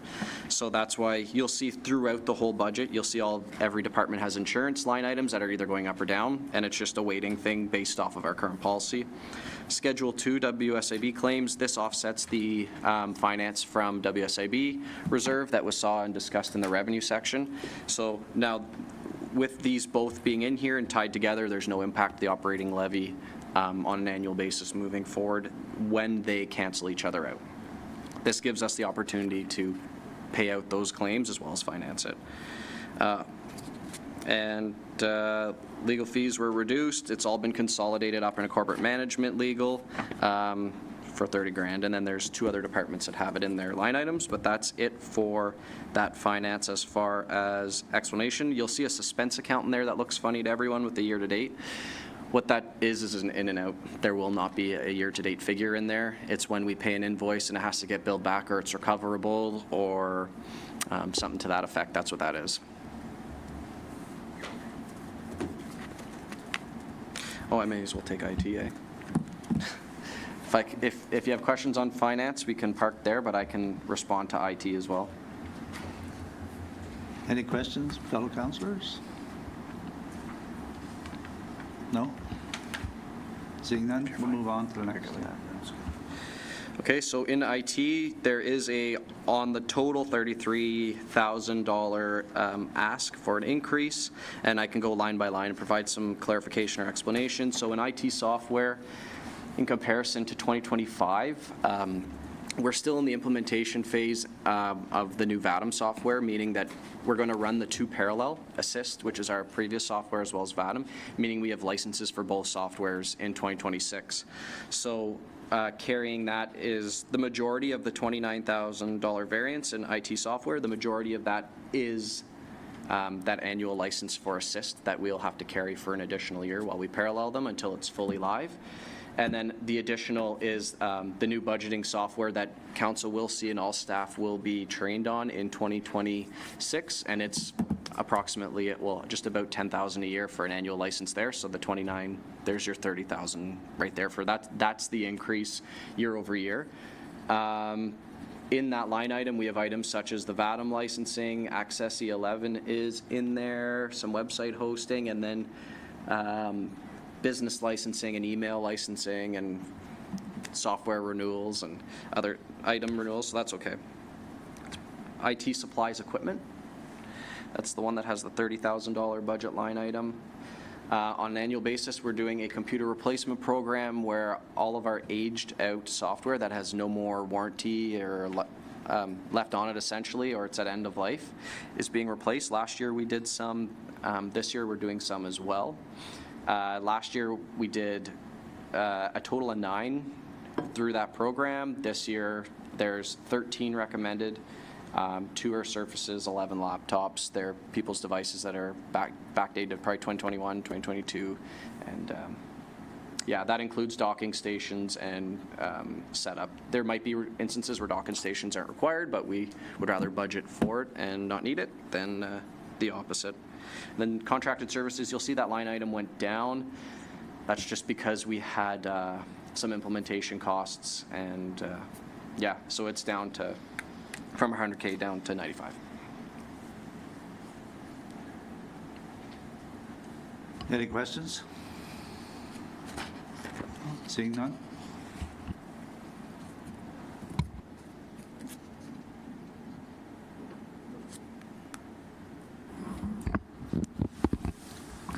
So for corporate communication, which does fall under legislative services, our coordinator has set a communication plan, which has been presented to council, which identifies well, I guess I would say council's preferred communication strategy going forward.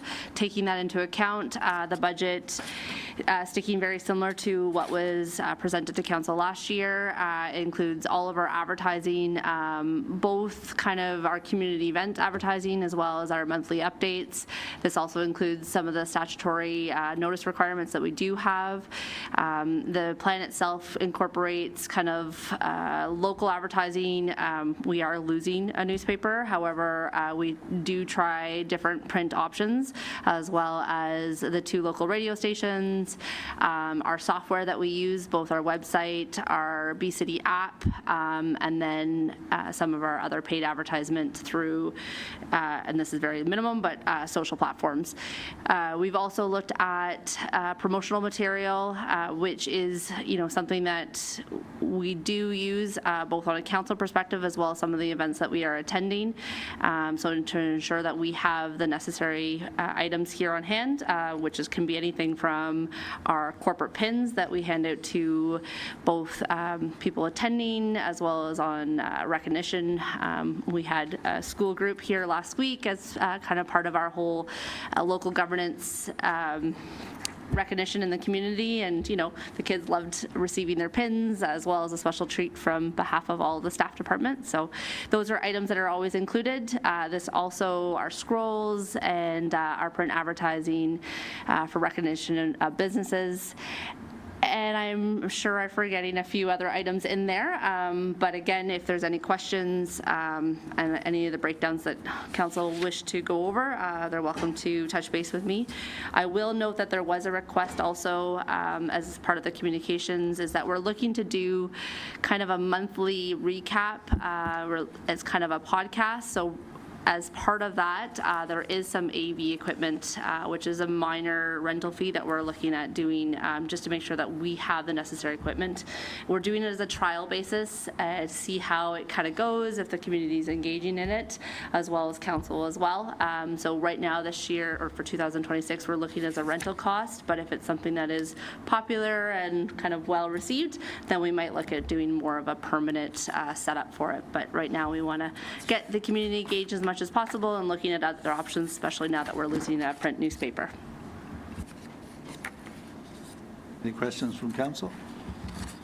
Seeing none, we move on to reserves, transfers to and from. Next on the list. Okay. I can take that super short. The treasurer already kind of spoke to that. This is just where we're identifying our transfers into operating and capital reserves. Ones such as OSIF and provincial gas tax and the CCBF, which is the former federal gas tax. Those ones are based off actuals, based off of documentation provided by the province, so we can't really index those or anything like that. But the remainder of them, capital reinvestment, election equipment, etc., has all been indexed and has been budgeted for accordingly. So Any questions from council? On the reserves, transfer, no? Okay, moving on to emergency planning. Thank you, and through the chair. There isn't a lot of changes to the structure of this budget this year. There's only a few budget line items that are really somewhat flexible, and that is printing and staff training, and they were kept the same as the previous year.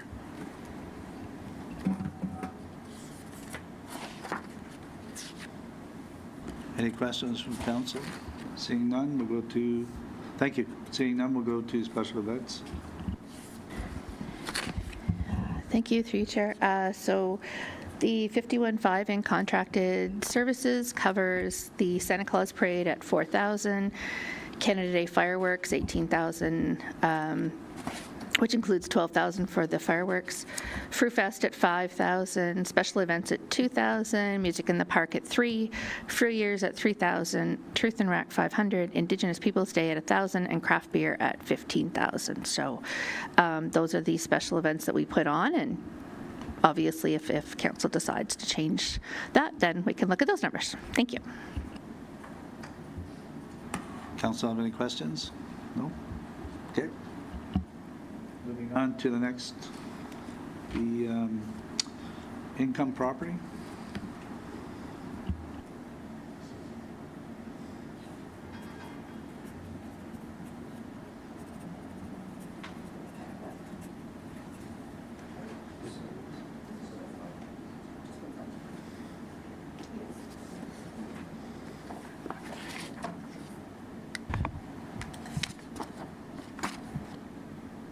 Okay, just, this is for the facilities. I was just asking Kelly if she was comfortable with me making this thought and putting this thought out to the budget committee. In here right now within facilities, there are several different properties identified that are grouped. So we have One Innovation Drive, 550 Hall, the MyFM Center tenant area of the facility, as well as Town Hall. Each of these are consolidated into these line items. So property taxes, for example, is actually accumulated over all of those different properties, and we're seeing it as one line item. My thought out to council, and they can, or committee, to do with it as they please, would be to question if you guys would rather see it as 4 different line items so that you could see what's going on in each of them separately versus having a consolidated amount. No? Council, any opinions? Councillor Sobolski. Thanks, through you, Chair. I'm okay with the consolidated line items. I know that that's the goal, is to help condense things. As long as the explanation came just the way it did, I'm okay with it. Do any other councillors got a comment? Oh. Yeah, go ahead. Through you, Chair McWhirter. Yeah, I agree with Councillor Sobolski. It's fine condensed, so, yeah. Okay, hearing that, go ahead. Thanks, your Chair. Just want to let you know that the contracted services that you see under there includes things like snow removal, grass cutting, HVAC services, all that kind of stuff. Building repairs and maintenance are just the things that break on us over in the different areas that we go in to get fixed. And then the other professional services are generally things like appraisals, building assessments, and that sort of thing. Thanks. Thank you. So we'll move on to fire. Thank you, and through the chair. Just some notable changes this year. As per council's direction and the treasurer's direction last year, they had wished that some of the capital budget items, meaning bunker gear and fire hose, would be captured under the annual operating budget. As such, that was the increase of approximately $17,000 to capture that. So there wasn't, typically there would be a lump sum of, or 4 10 sets of bunker gear every few years. We were trying to incorporate that into the annual budget, so we would do potentially 3 sets per year, and that would eliminate that in capital budget.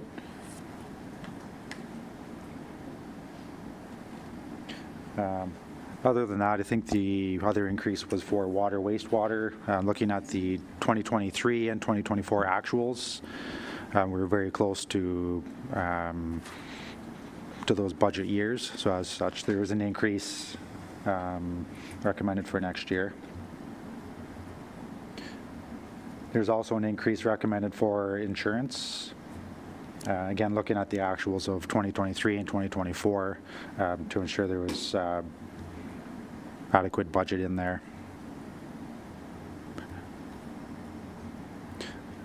And lastly, there's a recommended increase under vehicle repairs and maintenance. Some of the vehicles are aging. As such, there's an increase in cost just for the annual maintenance costs. And I think that's it. If there's any questions, I'd be happy to answer them. Thank you, Chief. Any questions for fire? Councillor? No, not at this time. Okay. We'll move on to, not sure who's going to do the OPP. We did touch on that. Do we need to talk about that anymore? Okay. We can move on to protective inspection. OPP falls under all these, right? So that's the board, so that Okay. they'll provide us with the budget. So there's only here three for that? Okay, so this one here as well? Unless Councillor Legree would like to speak to it? Councillor Legree? Through you, Chair McWhirter, I'll just touch quickly on the South Ottawa Valley Detachment Board. So that's separate than the OPP. We worked last Friday with the Deputy Treasurer on a bit of a budget there. And it's coming on October 29th for board approval. But it'll be pretty similar to the 2025 one. There will be a bit of surplus that because we didn't spend all the 2025 monies, which I'll explain once that gets presented here. But so it'll be a little bit cheaper than it'll be a little bit less than last year. But that'll be getting approved on the 29th of October. Thank you, Councillor Legree. Any questions from fellow councillors? Okay, so we'll move on to bylaw. Thank you, and through you, Chair. Again, not a lot of change under the protective inspect and control. You will notice a decrease under uniforms, and last year that was budgeted for 2 bylaw enforcement officers. As such, it's decreased because there was only 1 officer.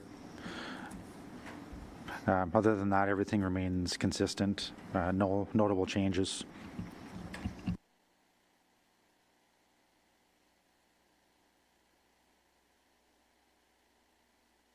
Any questions from council? All right, so we'll move on to building permit inspection.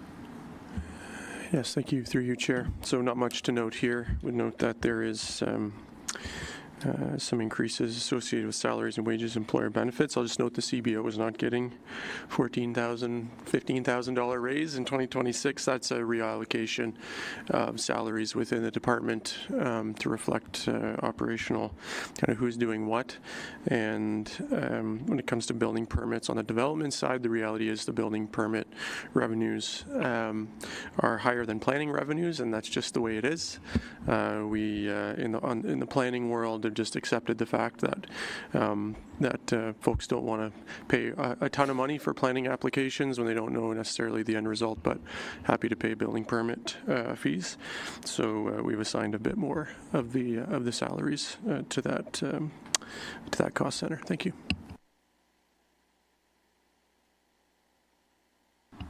Council have any questions? All right, moving on to Public Works. Thank you, and through you, Chair. I'll just follow along here and note a few of the items in our Public Works Administration.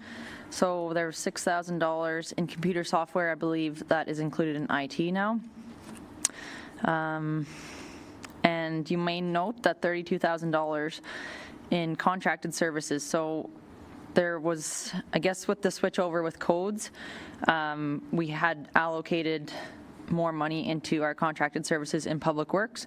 So that is now distributed into the correct spot, which we'll go through in roadside maintenance on the next page. That includes our contracted services such as our monitoring software for weather at the garage, as well as any pest control and things like that that are ongoing services. And then our building repairs and maintenance, like Director Latondra said, those are things that just come up and they're just small repairs rather than contracted services.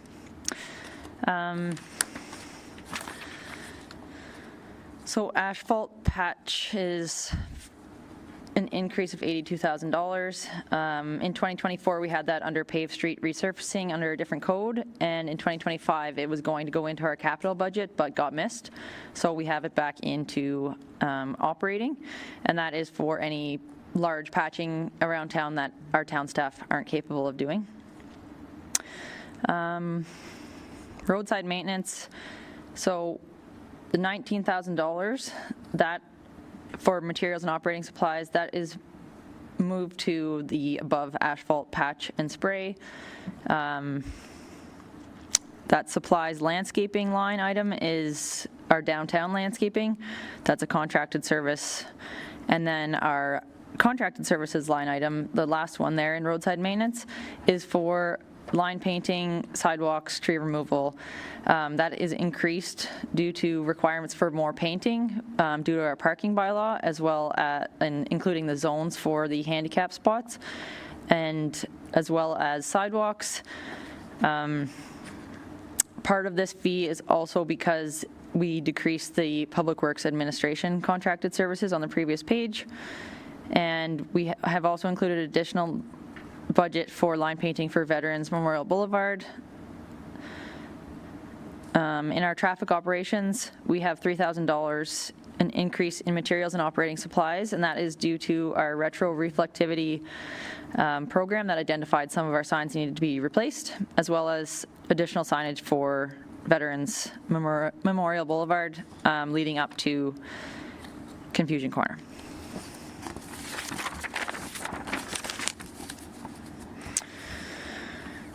Based on our winter last year and the 2025 actuals for snow removal and sanding and salting, we have reduced the contracted services and materials and operating supplies. We do run the risk of going over budget on those items, but that is dependent on the weather.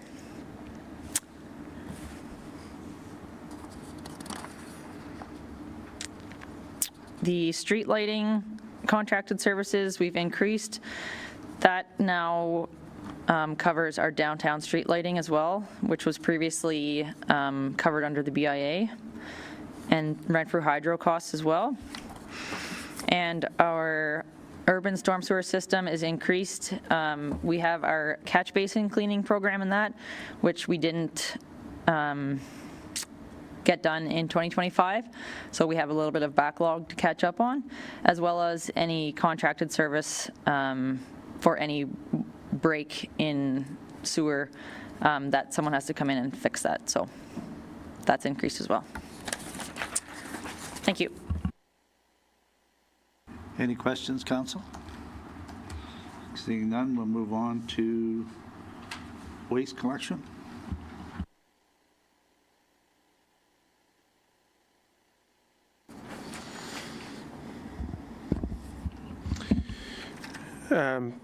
Not much in the waste collection, but if we go down to the waste diversion, recycling, we'll note that there is a high-level estimate of $90,000 for commercial recycling collection. We are working with Iron Prior, Whitewater, McNabb, Braeside, and others to potentially contract out the same non-eligible recycling contractor that is being used by Circular Materials Ontario for our non-eligible materials, but that's again high level, so those negotiations are ongoing. So we have $90,000 in there as a placeholder, which represents an increase of $20,000. Going down to waste diversion, not much in there aside from salaries and benefits. In terms of landfill operations, We are seeing a bit of a bump up on materials and operating supplies, and that's just a reallocation from the last two codes in that cost center, equipment repairs and rental. Just moving that into the operating supplies just to reflect our invoicing. And I have the Deputy Treasurer here just with a note. Thank you.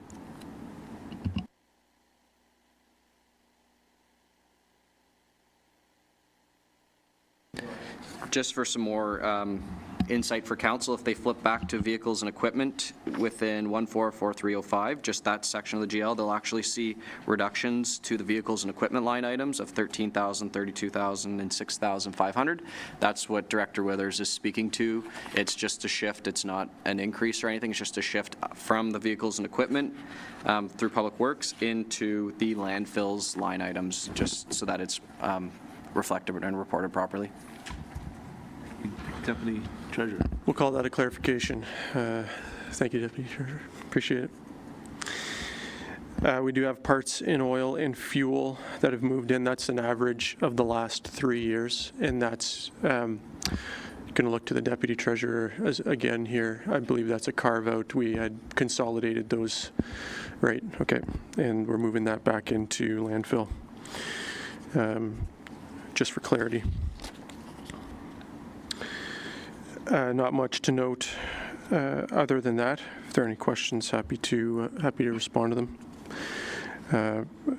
I guess solar also falls within our department. Again, not much in terms of variances there. Thank you.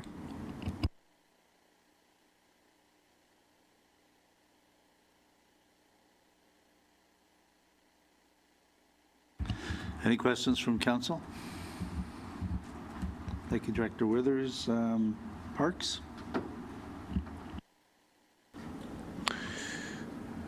Unless I've been assigned that function, I'll throw that over to the director.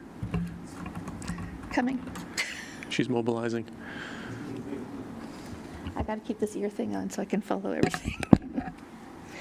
Okay, so for parks, just looking under,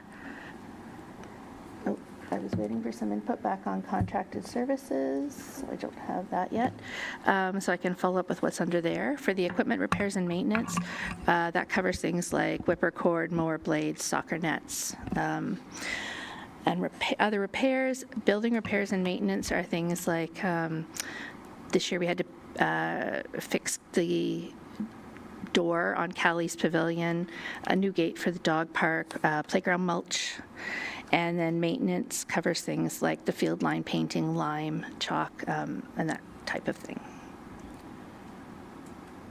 I don't know if there's any other questions under that one.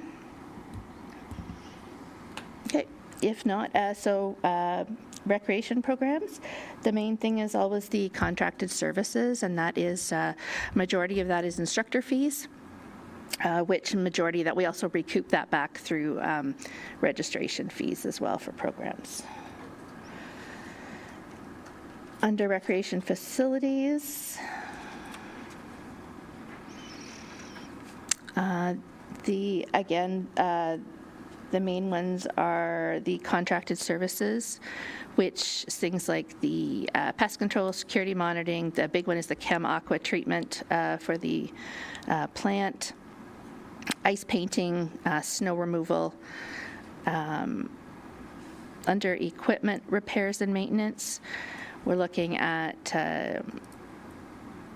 materials needed for the dehumidifiers like filters, goal light cables, plant room repairs and maintenance, elevator license renewal, etc. And then building repairs and maintenance are things like crack patching at the tennis courts, light repairs, plumbing repairs. And the equipment rental is our printer, and that at the in the rec office. So those are the main things there.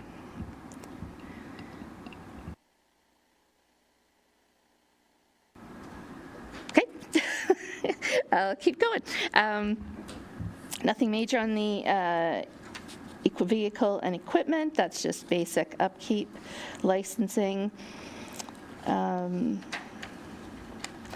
The library, we're not going with a lot of increase this year. We kind of kept everything where it was as much as possible to last year. I don't know if there was any questions about the library budget. Any questions, fellow councillors? All good? Go ahead. And then the museum, there's some small changes, basically just to continue to bring it up to finish the repairs that are needed.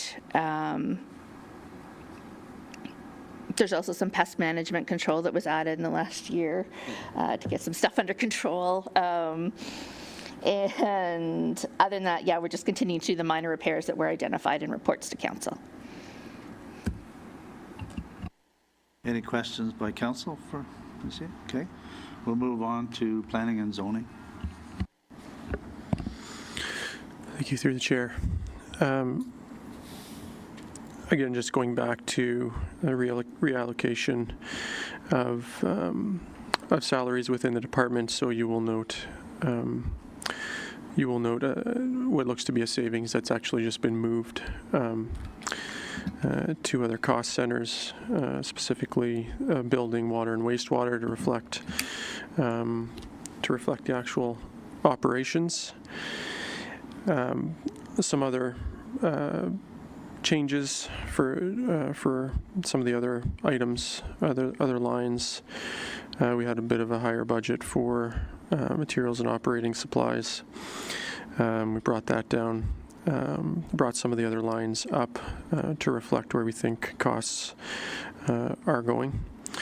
And we are reintroducing here, proposing a reintroduction of the legal line for planning and zoning. We do have specific legal items that we deal with that is probably worth tracking on its own, related to property and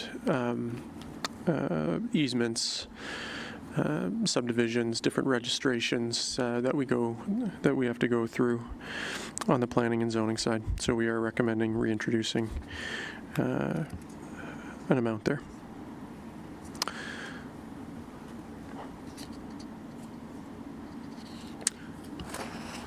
Thank you, Director Withers. Council have any questions from Director Withers? Okay, we'll move on to economic development.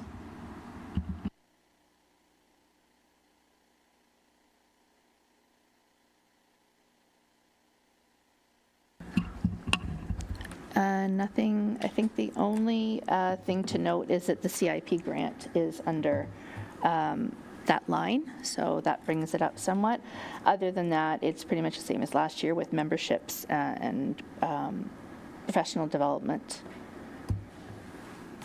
Thank you. And tourism and development, I think, is next. So that'd be you again, I think. No? Sure. Yeah, again, we're just kind of keeping going where we were last year. There will be a report coming that council had requested on tourism and the visitor information, et cetera. So that will be coming, but so far we're just sort of going ahead with as we went last year. Thank you. Council have any questions? So at this point, I guess we'll like to know how council, CA, you'd like to say something?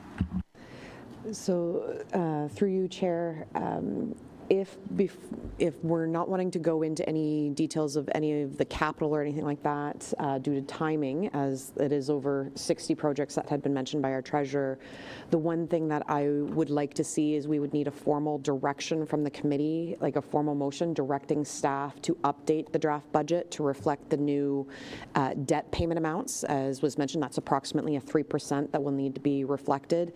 And right now, as much as the presentation presented an approximate 50% of the OPP from last year, it's not actually in these numbers. So if council would like to direct, or sorry, the committee would like to direct staff to reflect that change in the budget, we will need that formal direction.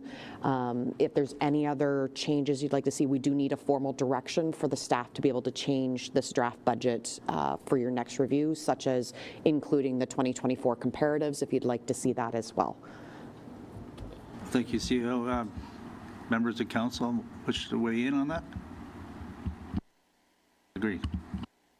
Through you, Chair McWhirter, I think because we're getting into capital now, I think we should stop because we're missing a Reeve and a councillor. I think we all should try to be here for.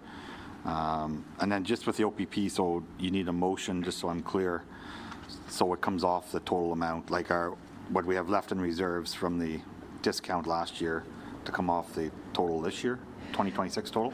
Yes, so what's reflected in these numbers right now is the full OPP expected cost before any use of that transfer that we put into reserve in last year. Our budget presentation does reflect use of 50% as a recommended so that we could spread that increase that we will have to eventually make in the taxes over 2 years. But that 50%, I didn't, unless I missed it, I don't remember seeing that specific transfer from reserve from that reserve. So there's approximately 1.25% that is not yet reflected that could be reduced. That's been shown in your presentation, but we would need a formal motion to direct us to update the debt amounts and to update if you would like to see that 50% in the numbers. Or a different percentage. Just a follow-up. So we used part of that, half of it or whatever, in 2025, and now we're going to use the balance of it 2026 would be what we could do.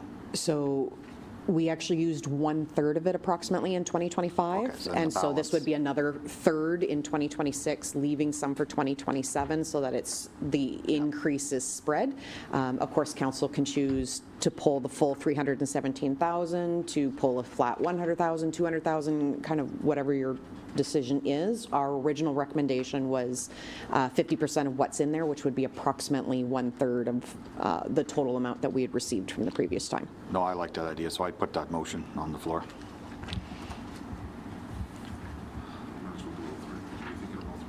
Yeah. Any more comments from council? We're all in agreement with the motion councillor agrees is going to put forward? Half of what's remaining?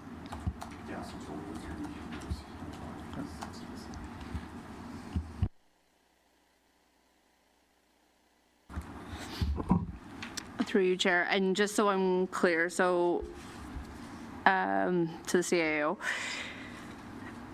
so do you want the specific amount or that be updated to include 50% of the OPP credit? We want to say 50% of the remaining OPP credit, which is the amount that would have been presented in the slides. Okay, and then through you, Chair, and just for formality purposes, because this kind of got missed at the initial beginning, but I would suggest that the motion read that the Budget Committee receive the staff draft 2026 budget as information, and that staff be directed to update the debt amount, and that the budget be updated to include 50% of the remaining OPP credit from reserve, or holding in reserve. And comparatives? Council okay with that motion? That's right. The debt amounts aren't passed by council yet, by bylaw. So would it be more just efficient to recommend to the Budget Committee from council at the time of that to consider as part of the 2026 budget, and then that direction can go to that committee and then it would come? Because I don't know if we can actually make changes to the budget with data that's not in stone. So through you, Chair, in relation to this, the initial steps have already been taken where the interest rates have been accepted. So it's just the bylaw stage and the legal formality with the lawyers that need to be done. As much as that won't be done until the 28th, that's only 1 week away. I'm not sure if we were planning on scheduling another Budget Committee meeting within that week's time. So by the time the Budget Committee would be meeting again, those numbers will be in a published agenda as they will be published this Thursday. So when it's such a large percentage, I feel that it's misconstruing to think you're sitting at a 13% when you're really sitting at just shy of a 10% because there's 3.5% difference in the payments on those two loans from what the original interest rate expectations were to what we've actually managed to secure. when you're talking $380,000, it just, So if I understand right, we're just making a motion to make the changes as agreed upon with the OPP, half of what was in reserve as of now, towards that with a new amendment or a new budget come forward, still further for discussion though. We're not passing any motion to go ahead and raise rates or anything right now. no, so there's no motion for rates or anything like that at this point, but staff, the way this is being done under strong mayors, cannot change this draft budget that was provided to you without formal direction from the committee to change it. So if we have new debt numbers, we need a formal resolution of direction from the committee telling us to update those numbers. Same with reflecting comparatives if you'd like to see 2024 in it as well, and then the OPP transfer. So just the way strong mayor budget process works, staff can no longer change these numbers without your direction. Okay, so council's in agreement, then we'll go ahead and make that motion. Also, do you want to include the comparison for 2024, if that's going to go ahead? And Director Withers has comment. Just one quick add, Chair. So just in my review of the capital requests that have been provided to the committee, we didn't go through them, but I did note that some of the priority listings aren't what they should be.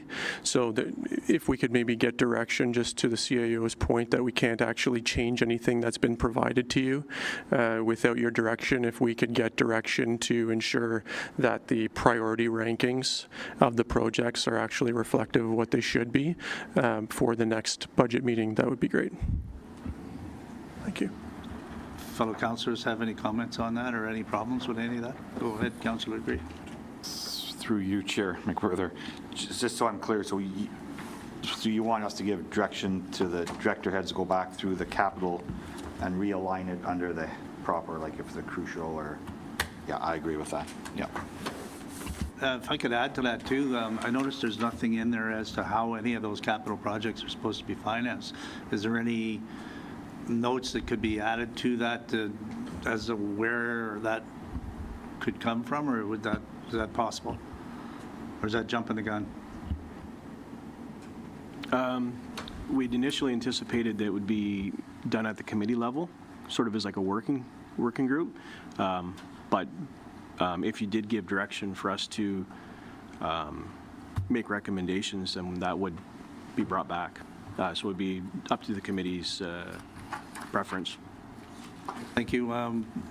Fellow councillors agree with that? I know in the past that has been the case. We've been given that background information before making decisions. Would you like to add it too? Sorry, Clerk Harrod. I keep adding to your motion. Councillor agree? Through you, Chair McWhirter, I think we're jumping all around here, but would that be because we have a lot more capital than we can, like, I thought we were going to go through it and determine what we want, like yes, no, yes, no, yes, no, everything that the committee agrees to move forward with. Then the second round of this would be where, and you can correct me if I'm wrong, where the Treasury Department would then put where it's being financed from, has a suggestion to council. But I could be totally wrong. I agree. We could, rather than amend the motion we're already going through, we could probably do that. We're going to do capital next anyways after, so if the treasurer is okay with that, that's okay. That's great. Everybody's in agreement then? Can we just read the motion for a second? We're not changing.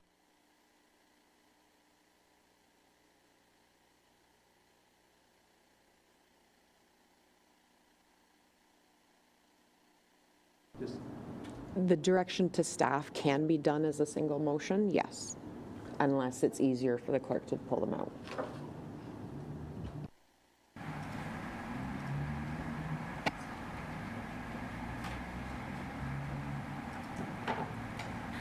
Through you, Chair. And Just pause.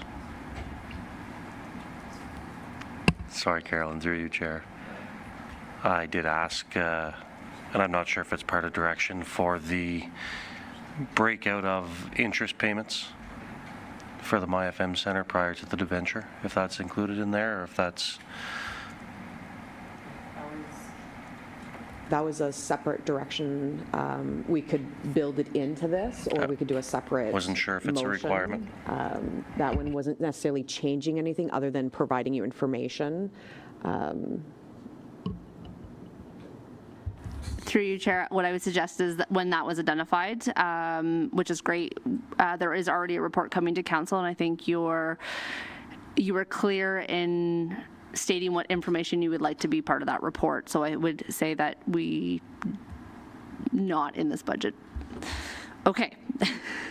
So just see if I captured everything. I know there was some discussion about the capital budget part, but I might have been able to figure this out. So that the Budget Committee received the staff draft 2026 budget as information, and that staff be directed to update the budget to include the revised debt amount, 50%, and the addition of 50% of the remaining OPP credit holding in reserve, the 2024 comparables, and the priority ranking listed on the capital budget, including suggested funding sources. Does that? Councillors, all good with that? Jason agree, Councillor agree moves?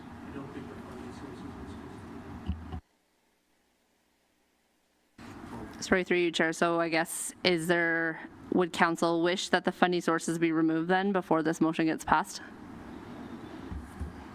I'm getting a head shake and a nod.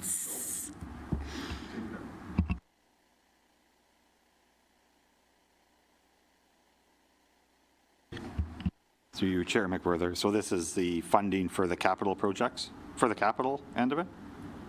Then yes, I would suggest we remove that, because it can come in round two once we determine what capital items we're moving forward with, would be my suggestion.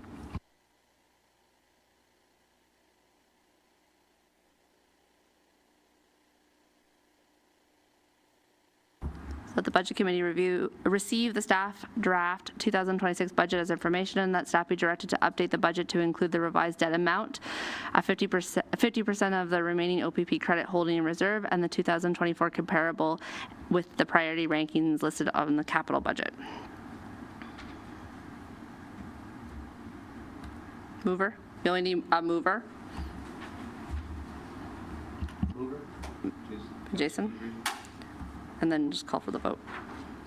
All in favor? Thank you, Council. Yes, so through you, Chair, the next section does state upcoming meetings of committee and council. If it's all right with you, I'd just like to have a quick discussion with council. It would be in the best interest to try to go ahead and schedule another date. In talking with the Reeve, Friday, October 31st, between 10 and 2 was noted as being a preferred scheduled time. And if council feels that that might be doable, we could go ahead and announce that today. Otherwise, I may need to circulate additional dates to council. Friday, October 31st, between 10 and 2.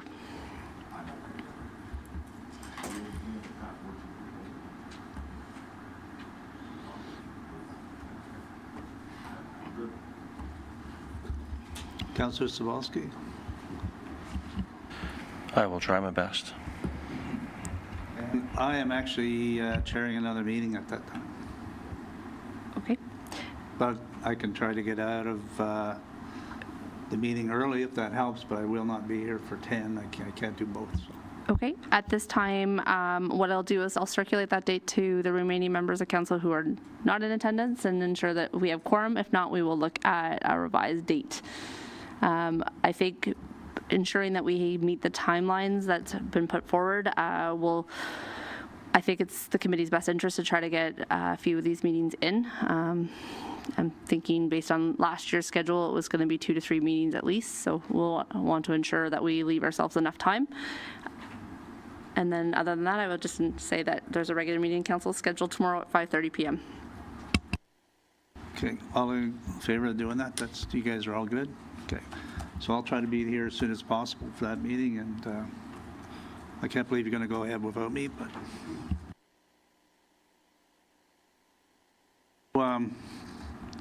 we have a meeting tomorrow night, 5:30, here in the council chambers, and that's it. Thank you.